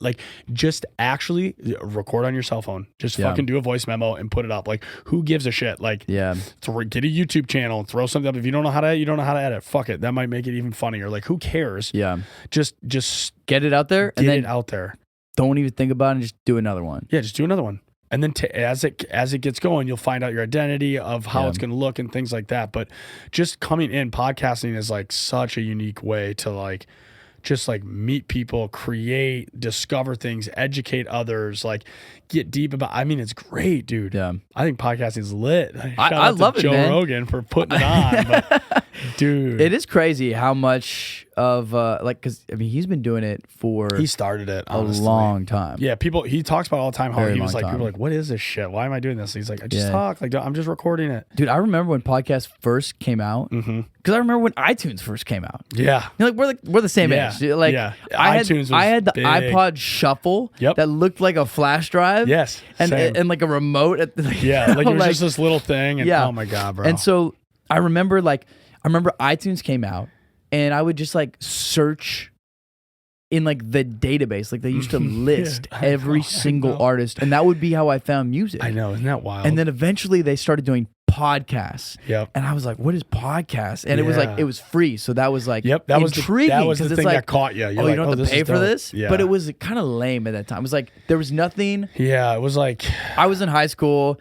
There was nothing that caught my eye. No, I was doing sports and shit. I would just, one person would like talk about it on our team. I'd be like, what's okay, whatever, Yeah. like cool. Yeah. And it had that like symbol. So you kind of were like, okay, purple, like podcast. Yes. Like that's yeah, the podcast. It was like right? purple. My older sister would listen to them. I'm And pretty then, sure. dude, fast forward like 12 years or whatever. And Yeah, now it's like podcasts are everyone's got one. running the world. They are. and it Friggin' should Joe be. Rogan getting a $300 million contract to do this. to just sit down and talk to people, man, which is so dope. Yeah. And like honestly, at the end of the day, like that's what we need more of. People just need to talk shit out, talk Yeah. about things, hear different perspectives. 100%. Like it's so cool. I think it's so cool to learn. Like I'm so open to like whatever. I just want to Yeah. like let's just talk about it. We don't have to fight about it. yeah. But I think it's great what you're doing. I'm so glad you brought me on, gave me the opportunity. Yeah, dude. Definitely want to come back down the road. Thanks for being down. I mean, Always, bro. especially I love considering the chit-chatting. fact that like when we started talking, we were literally just strangers on I know. Instagram. I know. Like when I was coming down, I didn't actually think this, but it's so funny. Like for all I know, like you could have just been like, I could have been catfish. Like I never met you. I was like, Yeah, maybe man. I'm just getting murdered. Like this kind of. I wake up with like one of my kidneys gone. I'm like, fuck, dude. It's crazy. But the funny thing is like, I feel like one thing that definitely helps is the Touchstone connection. Like Yeah. the Touchstone community Yeah, is so incredible. it is. I'm so grateful for that community. I've met so many, like Seriously. I brought people on the podcast That's so that sick. I've met from like Cliffs of It or That's so the dope. Touchstone community. And I feel like having that as this like underlying backdrop is like, I don't know, if I met somebody Right. and I found out that they were like climbed a cliffs or LA boulders or Yeah. Hollywood boulders, I feel like there'd just be this instant kind of like, you're like, oh, okay, that person's probably cool. Yeah, That like you person's could, probably you dope. could Like, relate. You're like, yeah. okay, I got a baseline. You're dope. Let's chat a little bit. And, Yeah. and then sometimes you chat and you find out they're weird as fuck, and you're like, okay. I mean, that definitely can happen. that for can happen sure. too, but it's still like dope. You're like, okay, at least in the gym, I know you can like belay me. Like we're all good. Yeah. Like at least we're homies. Did you start climbing before LA or? Yeah, I started Okay. 2019 probably, or 2008, late 18, early 19 when I was transitioning out of the military in Colorado. Okay. But then from from the time of climbing to like 3 or 4 months, I stopped because of like the COVID stuff, and then like I was gonna take the Nat Geo job. Then I moved here, and then I got back into it. So I would say like I've been actively climbing hard for the last 2.5 years Yeah. here at because of lab, and now it's like lab is sick. yeah. And I have a really good friend of mine in Wisconsin who like every time I go back we go climb like lead climb, and he came to Colorado when I was there, so like he's a big inspiration. My friend Jared Fry in Madison, Wisconsin, shout out to Yeah. him. He's been really like crucial and like pushing me to be like, get out there, keep going, like keep climbing. So now I'm like sucked in by it. Like can't wait to start lead climbing with my friends, like and yourself. yeah. Like we're gonna go to fucking Malibu Creek and just set Yeah, up. man. 100%. Alabama Hills. You can take the van right up to the crag, bro. It's free camping too. Like legit for like where I went. I'll show Yeah. you. You'll see. I'll be Sick. posting stuff and we'll talk offline. But yeah, man, I do appreciate you coming on or bringing me on here and letting me chit chat and like fucking firing me up with this fucking cold brew stuff. Yeah, dude. Shout out to B Sweet. Yeah, dude. B Sweet's got B-Sweet me with the cold brew. Bro, so it's got good. me ready to like run through a brick wall and shit my pants. Like, I love this stuff. It's really good. That's when you know it's a good cold brew. Yeah. Well, dude, thank you so much for coming on. Yeah, Where can people find all of your socials and all that? Honestly, my biggest draw is OnlyFans. No, I'm just playing. I actually don't have an OnlyFans. Honestly, I'm on Twitter. I don't even know what my handle is. But Instagram, Christian Delatorre _. Hit me up there. Shoot me a DM. Delatorre is Torre. Yep. So it's Christian, then DELATORRE _. hit me up there, and like you can like tag along and see all the crazy shit I'm getting into and whatnot. But yeah, that's it. And then I have all my like info in my bio of like how to contact me for different shit. But yeah, you'll either that or you'll see me in the van or out at a park or at hell yeah, man, at this new brewery. Yeah, dude, high def. There's some Catch me good at High parking Def. over there too. Okay, that's where the cheap parking is downtown. 50 cents an hour. Oh, really? 4-hour parking. Damn. That's the spot, man. That's unreal. Like, that's good. Like, see, it's shit like that you learn about people like yourself and others that like travel around and just sharing the knowledge. Sharing the knowledge. But no, I appreciate it. Yeah, bro. Thank you so much. Thank you so much, man. I look forward to getting on some rocks with you, getting on some walls. Yeah, for sure, bro. We'll get after it. Life fucking rips, man. Hell yeah, man. You already know. I appreciate it, though, man. Have a good one. Take care, man. Thank you for listening to the Spring Street Podcast. If you'd like to support the show, sign up for the Patreon to receive exclusive behind-the-scenes content and check out the sponsor links in the description.